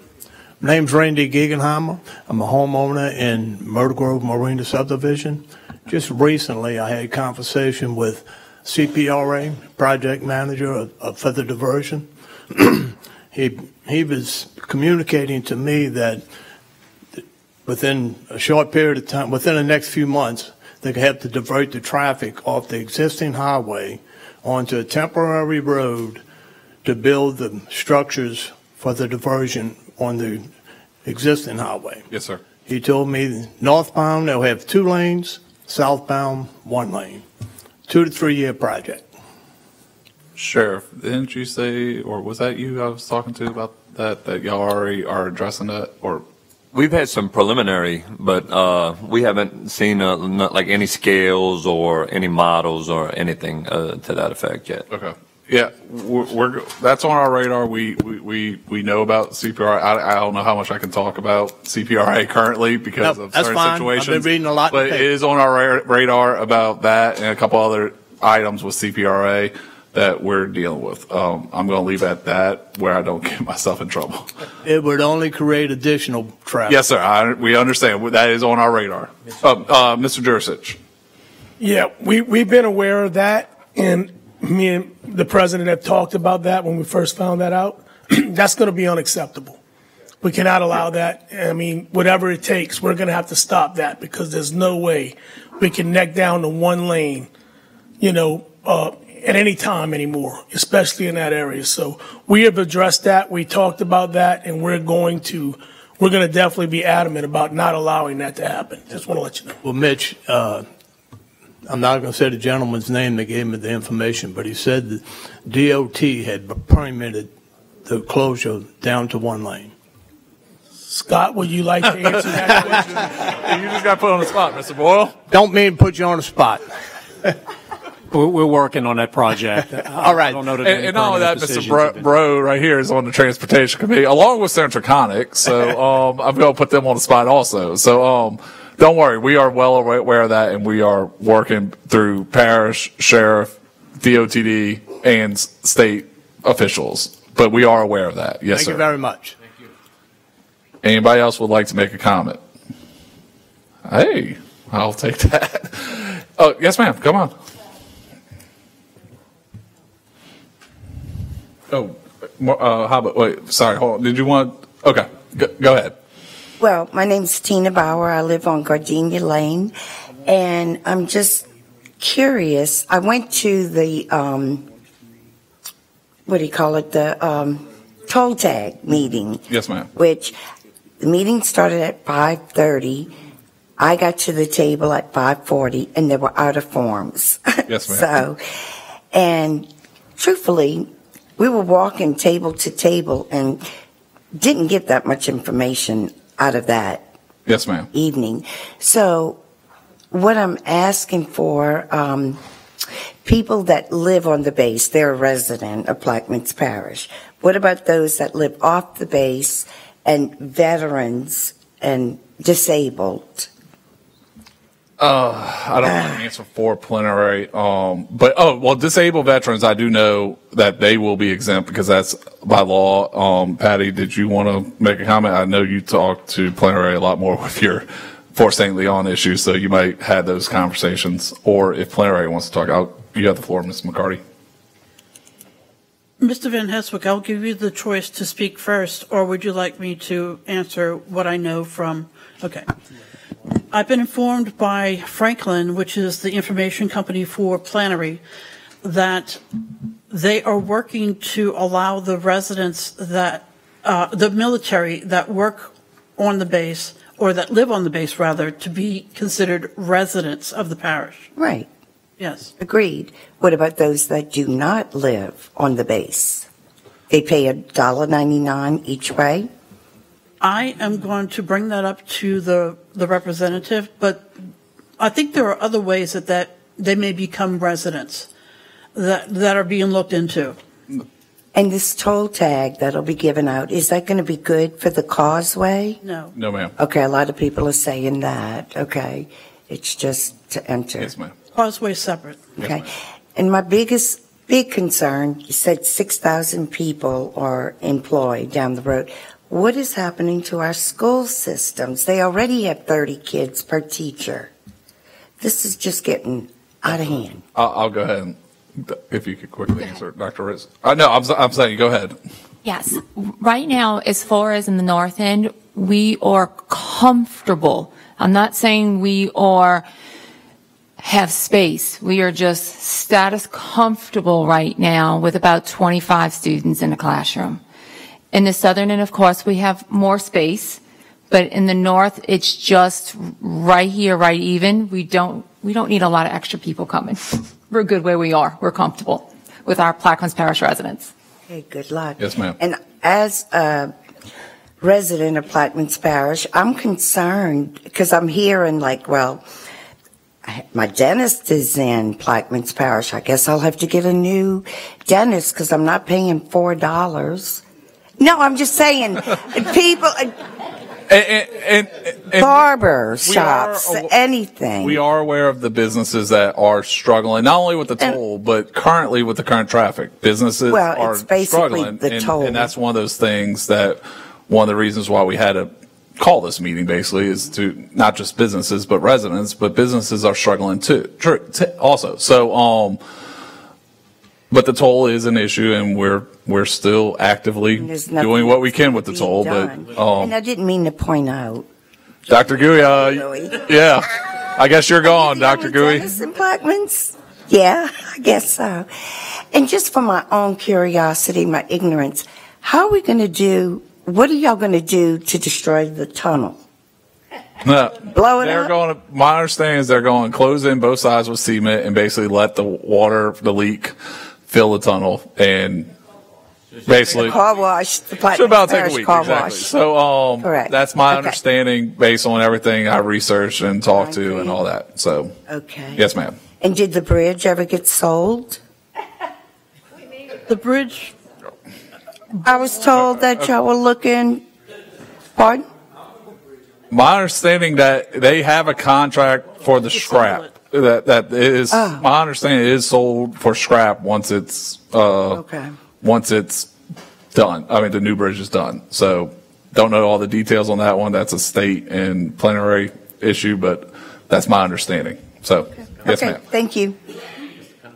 Mr. Conowitch. We go to the Coast Guard for the not letting the bridge open and all. Yeah, can we talk to them and, because you could stop them at the river and at the point where you could go to Harvey or here, because if I bring my boat here, it's 40 feet high. The bridge has got to raise. Lapalco don't have to raise for me. Can they keep all the taller boats on going Harvey Canal and just shorter ones through the Belle Chase Canal? That way the bridge don't have to open. We could ask the Coast Guard. That would be, ask Coast Guard. I don't know who would take care of that out of the 6 people here. Ms. Ritz, or go ahead. That's fine. I'd like to, since we're talking about the bridge now, we have many teachers that live on that side of the bridge. And I had a meeting with the representative as well. And there's nothing they said they can do really for helping that cost. So let's think about this. For Ms. Williams, our principal at Phoenix High School, as well as many teachers that live in Harvey, they come across the bridge. Even if they get the tag, they'll be paying 99 cents there to come to work. To get to the ferry, they pay another $1 that I know Mr. Tittleson's working on that for us. So for them to get to work, it costs $2. But guess what happens at 3 o'clock? They get back on a ferry and pay what? Another $1. Then they have to pay what? Another $1 to get home. That's with the tag. So for any teacher that is coming to work at Phoenix High School, they're paying $4 a day to get to work. Plus traffic. Plus traffic. Yeah, that's the bonus, the traffic. So multiply that times, yes ma'am, multiply that times the 182 days they're employed. Anybody want to do the math real quick? 7. So let's think, is it more difficult to get a teacher to work at Phoenix 7 or 8. or Belle Chase? So they want to come to Belle Chase. So in order to get and make it look more attractive, I can't put more burdens out there. Like by offering extra money to go to different areas, the traffic is hard enough. You know, like I said, Plaquemines geographically, we're challenged. Putting these obstacles out there isn't making it easier. So if there's any way if we want to advocate, and I hear Ms. McCarty, you were talking about helping out getting residents for base. But when we're talking about it's very difficult to staff these schools, if we could find a way for the teachers that they're not burdened $4 a day to work at Phoenix, they would greatly appreciate it, as well as anyone who's traveling down. Yes, ma'am. Council members, I'm putting our mics live, all of them, so be aware. I'm just going to call based on the queue, but all mics are live. Mr. Jursich. Yes, I'm going to go back to the bridge 1 second and the curfew and everything. How many times have we sat at that bridge and the boat is nowhere near? And I think that's something that needs to be addressed. There needs to be a certain time when that boat is near enough so when that bridge lifts, because it doesn't take that bridge much time at all to lift. I know these boats, when they got pushing these big tows, it's hard to back off if they have to, if something goes wrong with the bridge. But I sat there sometime for 10 minutes before the boat even showed up. And that causes a big problem. That's, 10 minutes before the boat gets there, then you got to wait for the few minutes for it to pass. So I know it's another Coast Guard issue, and I don't know what the rule is. Maybe y'all can find out for us, but that's a big issue because sometimes it's like, where is it? It just came into Algiers locks. I mean, so.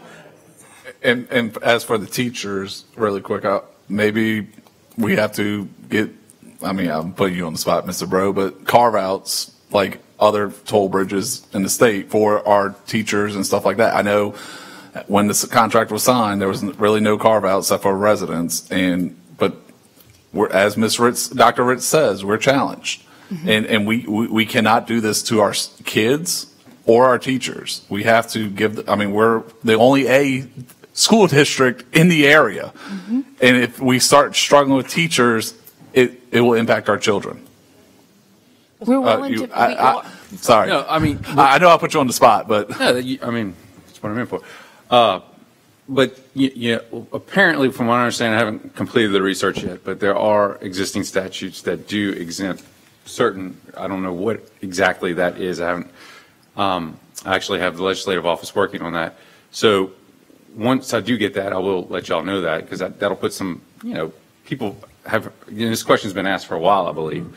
Now, as for the particulars with the contract with DOTD and the plenary, again, finding that information out, that may be someone from DOTD that may be able to answer that better. I don't mean to put you on the spot, but I know that there are details in that contract that will address that. And then going further, when you have a story like that with the teacher in Phoenix or whatnot, that makes a good argument or reason to have a bill in session where you do point that out, and maybe you do add that exemption. Nothing's finite. You can't think of it that way. Again, it goes to telling that story to those other 104 members that I'll be with, as well as the 38 members that I'll be with Senator Connick, and then as far as the governor's office as well. So, but, there was another toll bridge approved this week in the state. So obviously we're not going to be the only ones having this story anymore either. So, maybe someone in Cameron or Calcasieu will have that same issue as well now. And again, that can be addressed. It's just, we're working, 3 weeks in. Yes, So. and I appreciate that. And what we have to remember is if you think about it, for Plaquemines, it's not like other districts. You have a surrounding area. You can pull from competitive districts. We don't really have that in the southern end or on the East Bank. It's very hard because we are so geographically challenged with no radial. Yes, thank you. Commissioner McCarty. Thank you. Representative Bro and Mr. Boyle, I have been talking with the Franklin representative for Plenary, asking her to talk with LADOTD to finalize the rules for who will have to pay what rate on the website for the bridge. So there are different rules apparently for the other GoPass people, but the rules for Plaquemines Parish have not been finalized yet. Gradually we learn a little bit of information for what is there. So I do know that firefighters are exempt, but I would like to know if that can be extended to first responders, to active and retired military because they risk their lives for us, and also teachers. And policemen. Well, that's first responders. Yeah. All right. And also there's no regulation on what constitutes a resident. Some people have vehicles that are registered at other addresses, but they live here. So we need to have more clarification over this. Thank you. I yield. All right, Mr. LaFrance. Yes. Dr. Riss, I wanted to let you know that I've been speaking with Mr. Tillerson about introducing some legislation where we're going to waive the toll on the ferry for the teachers.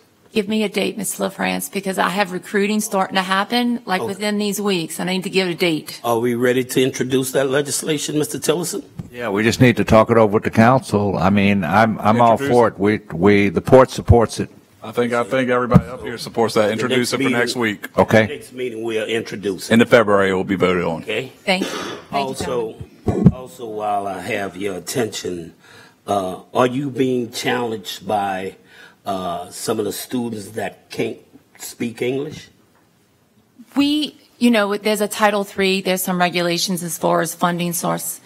It is difficult because it means more staff. The model for educating students with second language is truly to immerse them in the current language they're in. The difficulties come to where you're trying to get the additional supports. When you send children home with homework, they're not having anything reinforced. So their rate of growth is diminished because of lack of supports.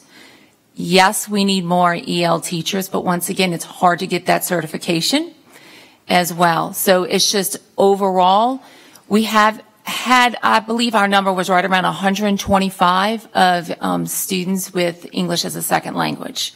So that's right where we are. We may have started before all this construction, maybe about 110, but we're seeing it more in the southern end. Before, we were just seeing it more so on the north end. It's a surprise to us that we're starting to get it on the southern end. Before we go any further, I think we're getting a little bit off the agenda item of traffic and to tolls and other items. So if we could get back on subject, please. You have any other comments? No. Okay. Sorry. Mr. Jursich. Yes, this was reaching out to Venture Global again. We talked about the parking and ride. We do know that a lot of these people are staying off of Lapalco on Manhattan and everything. Would there be any way of sending these buses to those apartment complexes and picking them up there and giving a ride from there? That way they don't even have to get in their own vehicles to go to any parking lot, because I'm sure y'all can get a consensus of how many people are staying in what apartment complexes and fill buses up. I think that would be even a better situation than even park and ride, because you can actually go straight to where they're staying. I know everybody's registered somewhere. I don't know if you want to speak to that or whatever, but I think it's something to look into. It could solve a potential, traffic problem, because you're picking up what it says 60-something% of the people go out the parish, and probably a large portion of those, I know there's a lot of apartment complexes, especially on the Manhattan area, where they're all housing, and we know there are multiple people in those dwellings. So it's something to look at. I want y'all to look into that, please. Mr. Champagne. You have a question for Mr. Boyle. First of all, thank you for being here, and you seem to be, in your short period of time on the job, you seem to be well versed in some of the challenges that we have. So I thank you for doing your homework on this. But one of the challenges I have for you, you talked about the overlay job for Highway 23. I would recommend that you start this, or look at starting this sometime in October, because if you look at the manpower density chart, which happens to be up on the screen, our manpower in October will be down by over 2,000 people. Secondly, the bridge will be done. That will be one less impediment. So I think that would be a wiser approach, to just delay the project until then. If you have to compensate the contractor for increased construction costs, and costs may go up or down, you have that right as the owner of the project. So I would recommend you seriously look at delaying it then. I think that would help us out significantly in this parish. And I appreciate your consideration. I yield. Thank you. That is on the table. We're gonna consider that as an option, as well as the other ones where we would compensate the contractor with an amount of money for what would I describe as a compromise. But that's also on the table, and there may be some contractual issues that we may have to do for that long, because the contractors, they're ready to go, and we have, as I stated, have not issued that notice to proceed yet for obvious reasons, and but that is on the table. Again, the contractor may be ready to go, but we're not. We're not. Understand. Thank you. So, don't delay it. Move it to Port South and below. Our roads need to be done too. Mr. Boyle, I want to follow up on that project, but on a different project. I know in the future, there's the roundabout right out here that's on the schedule. What is the schedule? I know that was waiting on the bridge completion. What is the schedule for that? Like when do the DOTD plan to start that project? Because that will impact traffic as well. I don't know that a specific, Corbett, do you have any date on that yet? Yeah, I can speak to that. That's sort of the tentative date that President Hinckley and I were told was first quarter 2025, which by then the bridge will be done, which may work. And obviously Woodland Highway is going to need some attention because it's having some major problems now due to the traffic burden it's on. It's obviously separating down the middle, and it has its own challenges. But again, we were told first quarter 2025. And also, I believe they're working on it. They're doing land acquisitions right now, and the project's moving along. It's just I just want to make sure that we're not going to go from bridge straight to roundabout. And we're at least a year out. I don't know specifically, but my estimation would be at least a year to two. And that property acquisition is sometimes challenging, and it takes some time. And another thing related to that location, I'm just throwing things out there. Can we, in the meantime, get a traffic light out there? Because the school traffic that backs up all the way past the school, and Jerry's deputies or sheriff's deputies out there in the morning helps a lot. Thank you for that, because I come that way every day, and sometimes when I drop my kid off and go back home.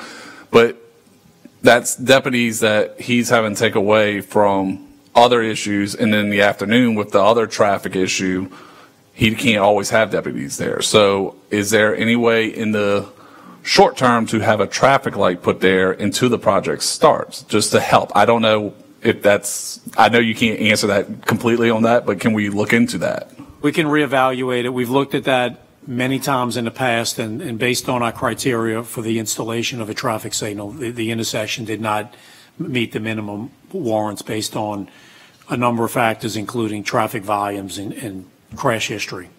Yeah. But I do understand that there are concerns with that intersection. Thus the reason why we're constructing the roundabout, and we're getting close to that. But if you're asking if we can reevaluate it, yes, we can reevaluate with it. The traffic study that we just did, and I know from personal experience as a volunteer firefighter, we have had multiple crashes in that general area within the past couple months. So, again, most of the time, sheriff's deputies are there. I know they do a lot in the morning with the speeding down F. Edward Hebert Boulevard, and then they shift over, and that helps a lot. That clears out the traffic.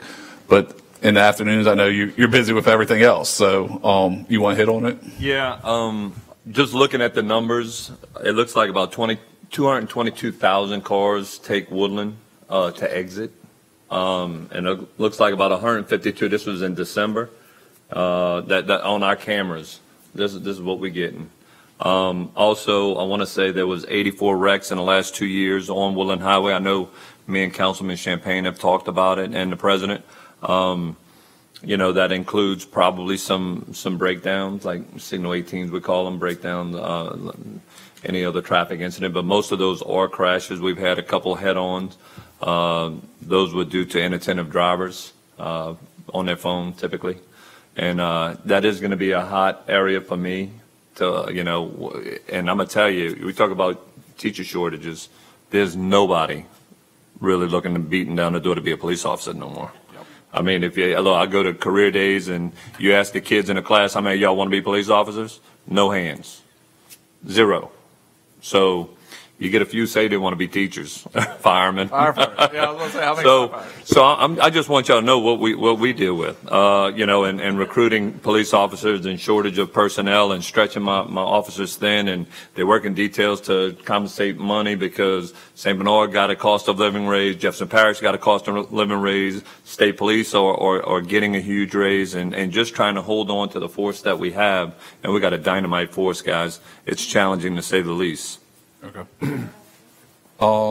Any comments suggestions from the council? I mean, I got a couple of questions but I don't know if anybody else wants to talk.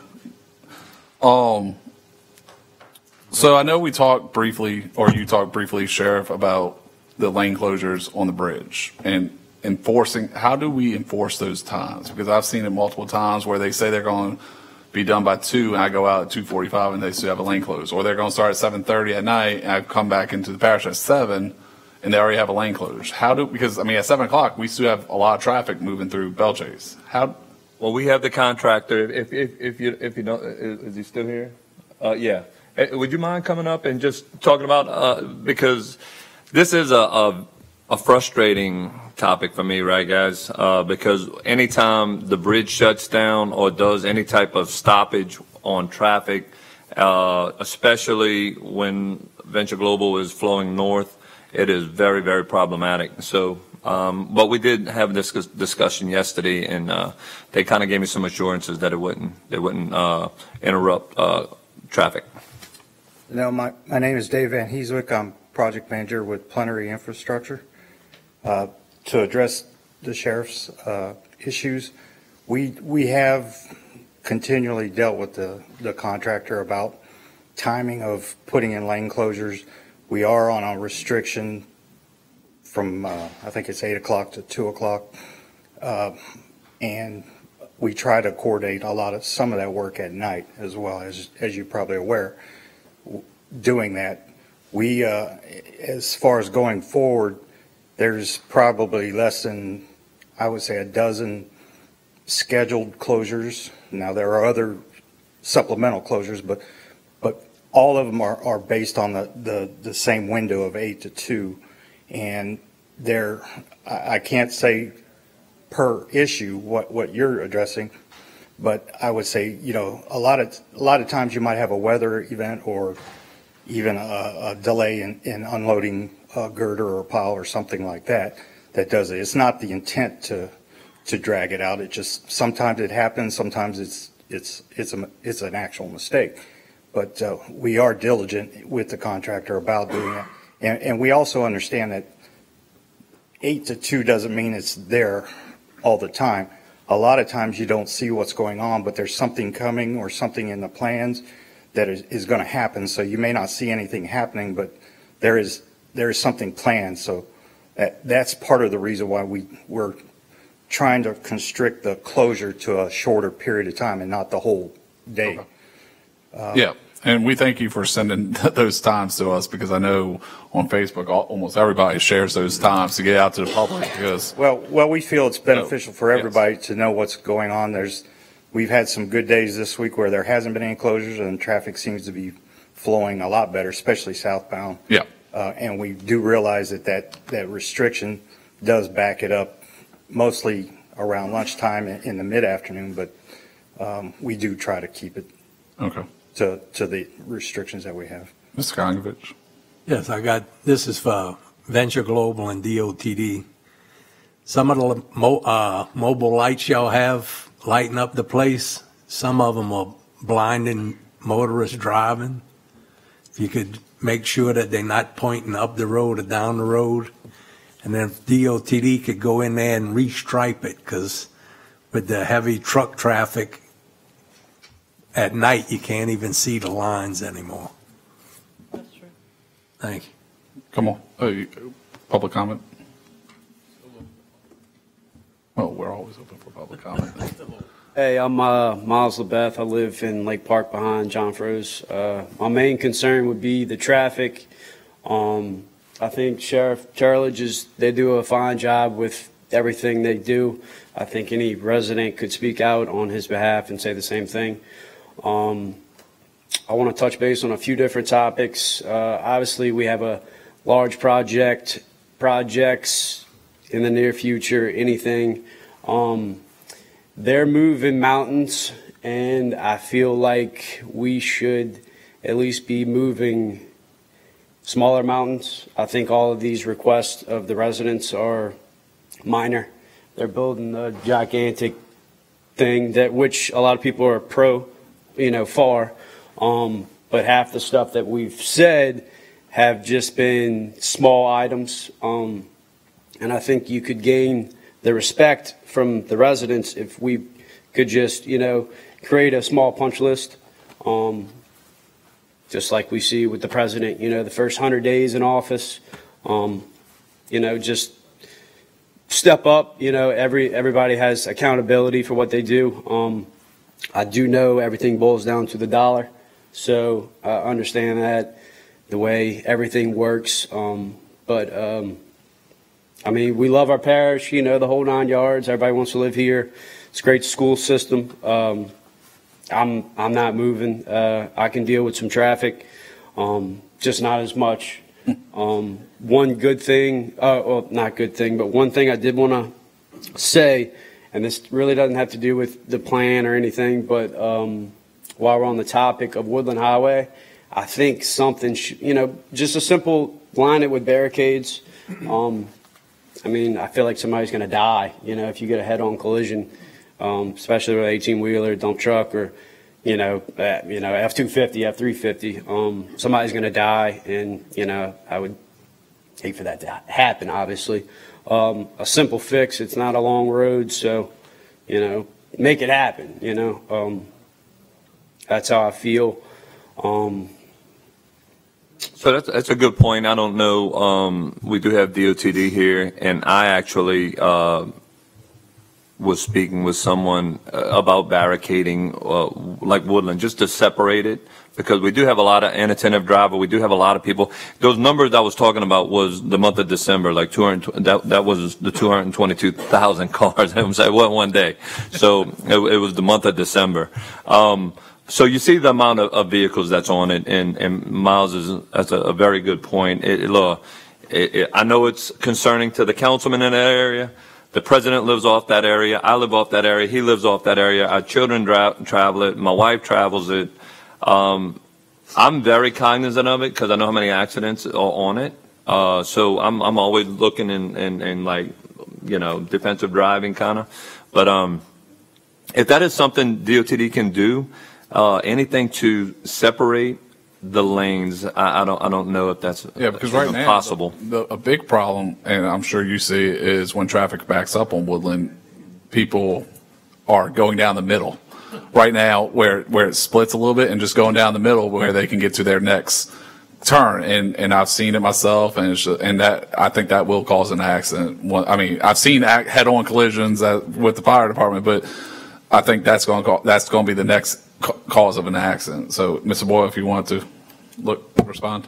We've placed barricades on 2-lane undivided roadways for traffic calming. We've had problems. Those type of temporary or intermediate term countermeasures also bear challenges. If it's not maintained properly, those barricades can drift. You know, there's inherent risks, unfortunately, with driving on 2-lane high-speed roadways. You know, we can't always, you know, provide positive protection and division between lanes. I do understand when I'm traveling on a 2-lane undivided roadway, I'm certainly always looking for an escape. If someone does encroach over into my lane, it is certainly there's risks with driving, unfortunately. You know, we can look at that, but there are inherent risks with even having traffic control devices providing separation between lanes on a roadway such as that, and it wouldn't be something that would be in our standards, and we'd have to look at liability. There's a number of factors, but I do understand what you're saying and your concerns, and we can certainly look at it. Anything I'm open to looking at. I'm never going to say, oh no, we're not doing that. That's a terrible idea. I'm not going to say that, but I do want to at least be realistic on some of the challenges with maybe implementing some of these suggestions. I would also suggest maybe look at reducing the speed, if that's a possibility. If we can't do a barricade, maybe reduce the speed, maybe lower the impact of some of the crashes. We can. In order to do a speed reduction, we typically do a speed study. We shoot radar and do a statistical analysis on 100 vehicles in each direction. You know, speed limits are typically posted at the speed at which drivers are traveling. So, you know, whatever the speed limit is, we could put it down to 10. And I know you and I've talked about that in our meeting. We could make it 10. But they're not going to do it unless there's rigorous enforcement. So, You know, but there might be an opportunity to reduce it 5 miles an hour.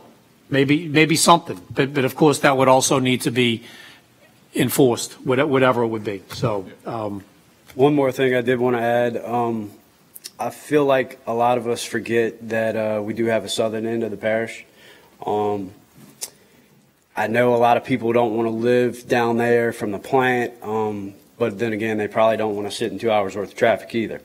So, just, you know, there's got to be something so where we can make that livable down there, more likable, to bring people there, you know, because we have, that's a lot of land down there. It's a community, you know, but everybody's bunched up, you know, in Bellchase, and, you know, we're busting at the seams. And I'm sure in my lifetime, I'm younger. Another thing a lot of people forget, that not every parish has the Mississippi River running through their backyard. So that's always going to be our better part to have. So there's going to be projects like this, more to come. So let's, you know, I feel like we dropped the ball a little bit on this one, but hey, this was our learning curve. You know, let's get ahead of the ball for the next project. Yep. So, thank you for your comment. Chris, I would just like to, Miles, I'm going to tell you, I hear this comment time and time again. It's not livable down there. There's nothing down there. I lived down there all my life. I take offense. I take offense to that remark. You have an RV park down there. You're making money off this. Yes. So listen, we have grocery store. We do have restaurants. We have some gas stations. They may not be as plentiful, but don't ever come to that mic and say it's not livable down there. I take offense to that. This parish is a whole parish. All right. We need and I'm going to get stop back with that. We need to get back on subject. I know. Subject. I understand, but back on subject. Do you have a comment, sir? Yep. Come to the mic, please. And then I think we're going. I got 2 questions, and then I think we're about. Okay. State your name and address. My name is Mel Dellin. I live on Good News. I appreciate everybody being here. One thing I want to say first is that I do echo everybody's concerns. I mean, I think it's all valid. The one thing that I did listen to when I first got here was more or less a lot of the issues that's going on the parish, but I've not really heard of any resolutions. Well, I think I know there's things coming up.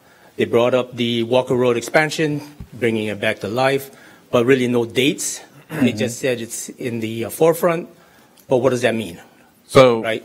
So I did see Mr. Boyle and Sheriff Turlitz writing down a lot of notes during this meeting that they're going to look into, like syncing the lights and looking at traffic studies and all that. I mean, we're not going to have an answer here overnight, but Representative Bro, Mr. Boyle is going to look at it from the state point. Sheriff, I saw him writing down notes to see what his deputies can do. I mean, do you have recommendations? No. So my recommendation is this, is that you guys, once you guys do get those dates settled in, that you share it with the parish. Yes, sir. I don't know how you're going to do that, whether it be Facebook or whatnot, just like the way you guys handled the saltwater intrusion situation. I think that was perfect. So if you got to provide that information to the parish, I mean, give us something that we can work with. So right now, a little background on the Walker Road.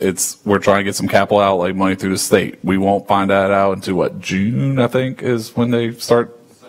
Yeah, session will end around June, so we won't know until then. But once we do know in some of these other short-term things, we do plan on getting that information out. And that was kind of the point of this whole meeting, was to get all this information out in public, because Facebook, I mean, one person says one thing and next thing you know, we have this coming here, and it's like, no, that's not even what's happening. So, we do plan on getting this information out as we learn it.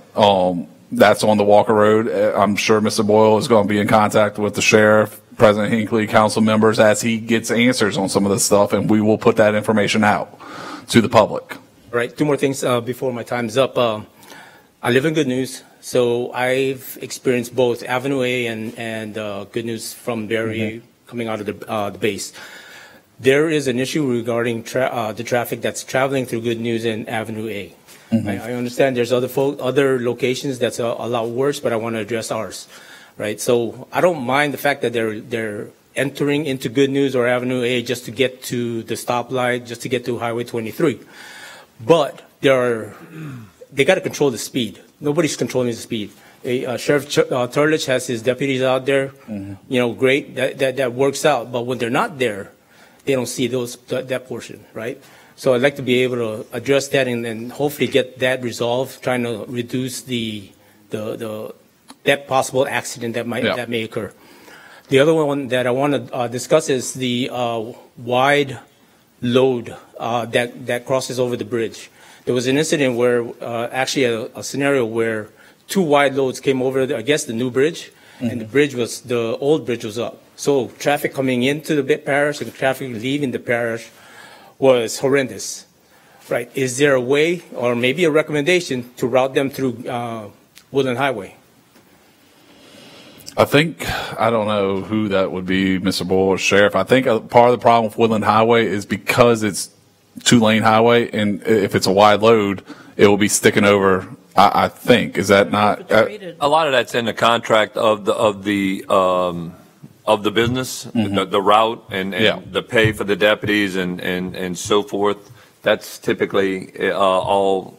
Depending on whether they negotiate their contract and the tow and everything else. DOTD approves that permit, and at this time, those loads are permitted on the bridge, so we can't restrict. Yeah, but if we're talking about reducing traffic, I mean, that thing causes a lot of traffic. Yeah, that was an unfortunate timing when they were coming over with the bridge up in the other direction. I understand that, but by law that they have a right to use the new bridge. And there's no restrictions, and as long as they apply for a permit. And that's fine, but I'm just talking about this situation right now. I mean, with everything that's going on, until the bridge is actually fully functional, reroute them. There's an integrity issue with Woodland Highway. Is it possible? I mean, is it permittable for a wide load to go down Woodland Highway? I don't think it depends on. Okay, hold on. We're getting off base. So. We will look into that and see, but like you said, currently under law, they're allowed, but we can try to, if they're receiving a PPSO escort, I'll talk to the sheriff and see, okay, can they wait until the bridge comes down? But if they're receiving a state police escort, unfortunately, there's not much we can do. We'll look into it. I understand your concern. I understand your concerns about speeding. I've had people pass me in my residential neighborhood. I call the sheriff. Next day, couple days, he has people out there, but he can't, his deputies can't be everywhere at once. I appreciate the effort that your deputies do. Grant, I know I call Grant sometimes about issues. So thank you. I appreciate it. Thanks. Mr. Kogovich. Yeah, we've been lucky for the last 2 years. Is there a plan in place so you could let the people know about hurricane evacuation? Because once we call an evacuation, or Venture Global going to send their people out before you call it, or? Well, there are plans, because we also have we've got the RVs that we need to get out of the parish also. So there's waves. Venture Global, I believe is Andy still here? All right. I don't know if you want to touch on this. I thought it was 140 hours. Right. Yeah, they've got many more hours ahead of us to evacuate. Yeah, it's a great question. So our emergency response plan starts as many days out as we see a weather event. But at a minimum, it starts 5 days out. And we start providing notification to the various bodies, and we give very early notification and allow folks to staggered leave. Very conscious that if we have an uncontrolled departure, the impacts could be catastrophic. So we have a full emergency plan to deal with severe weather situations. So there is plans in place, and to let the public know, there is plans in place for the traffic purposes. I think public comment, is everybody done with public comment? Or yes, ma'am, come on.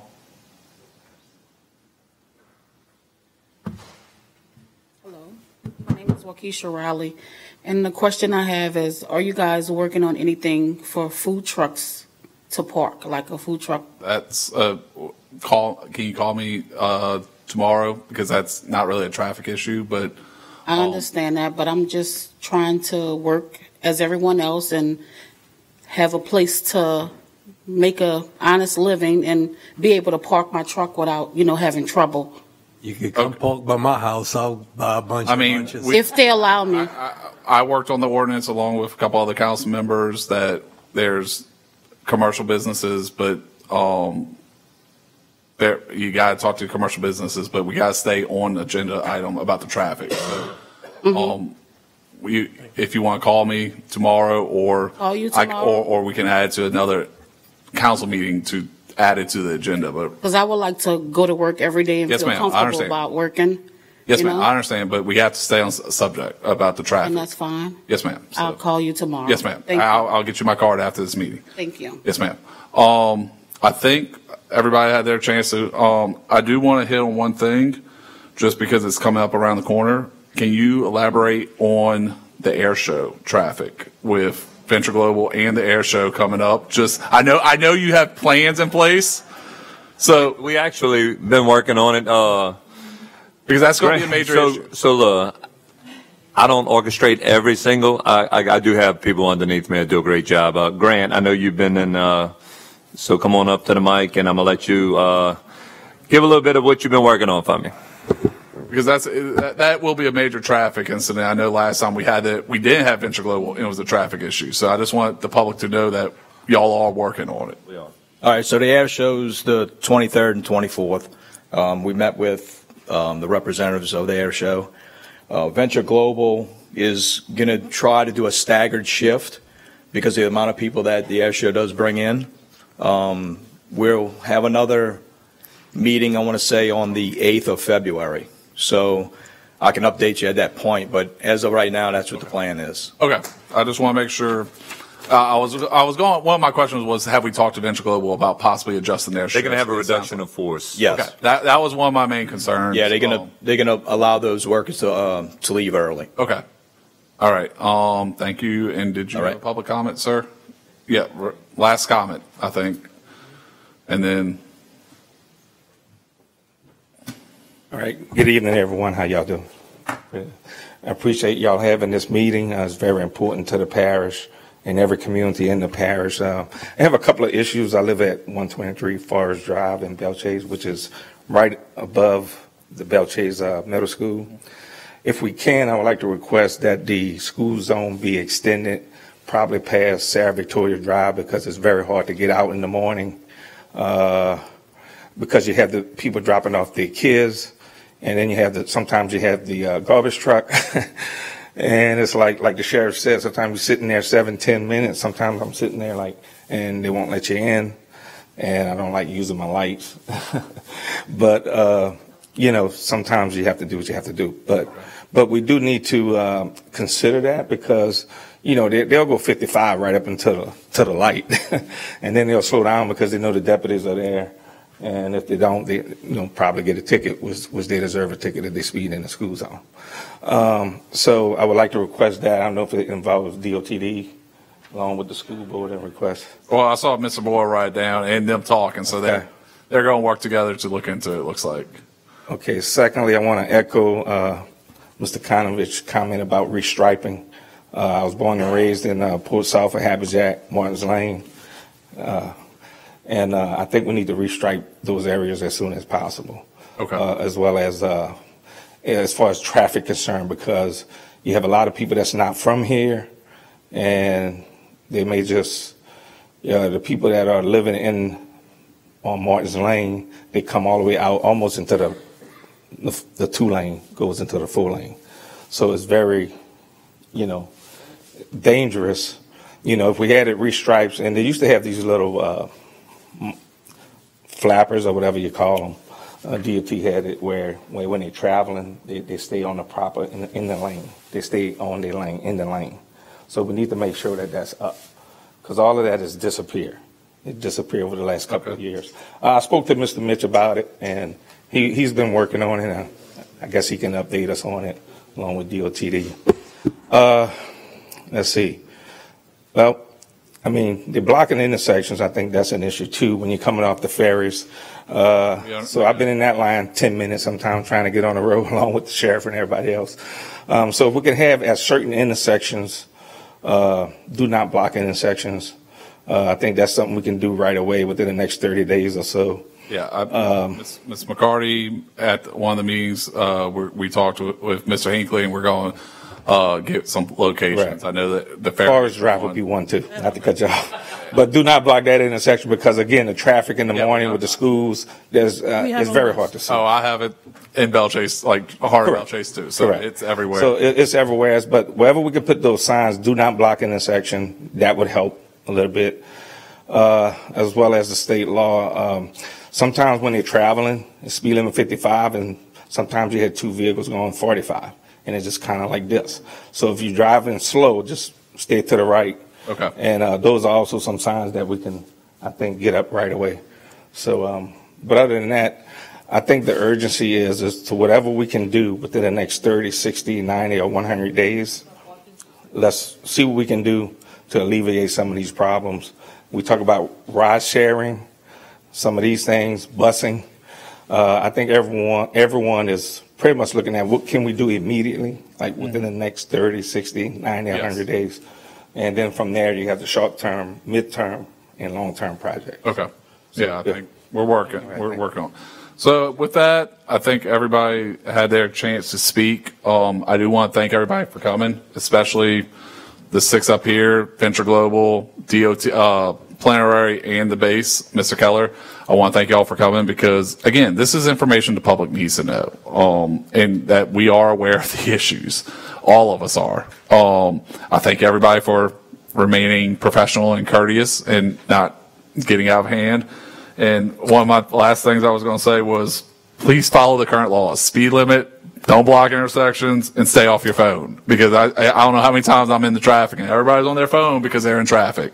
And that's going to cause rear ends, which causes more traffic. So with that, I'll entertain a motion to adjourn. Motion by Mr. Champagne, second by Ms. McCarty. Machines are open.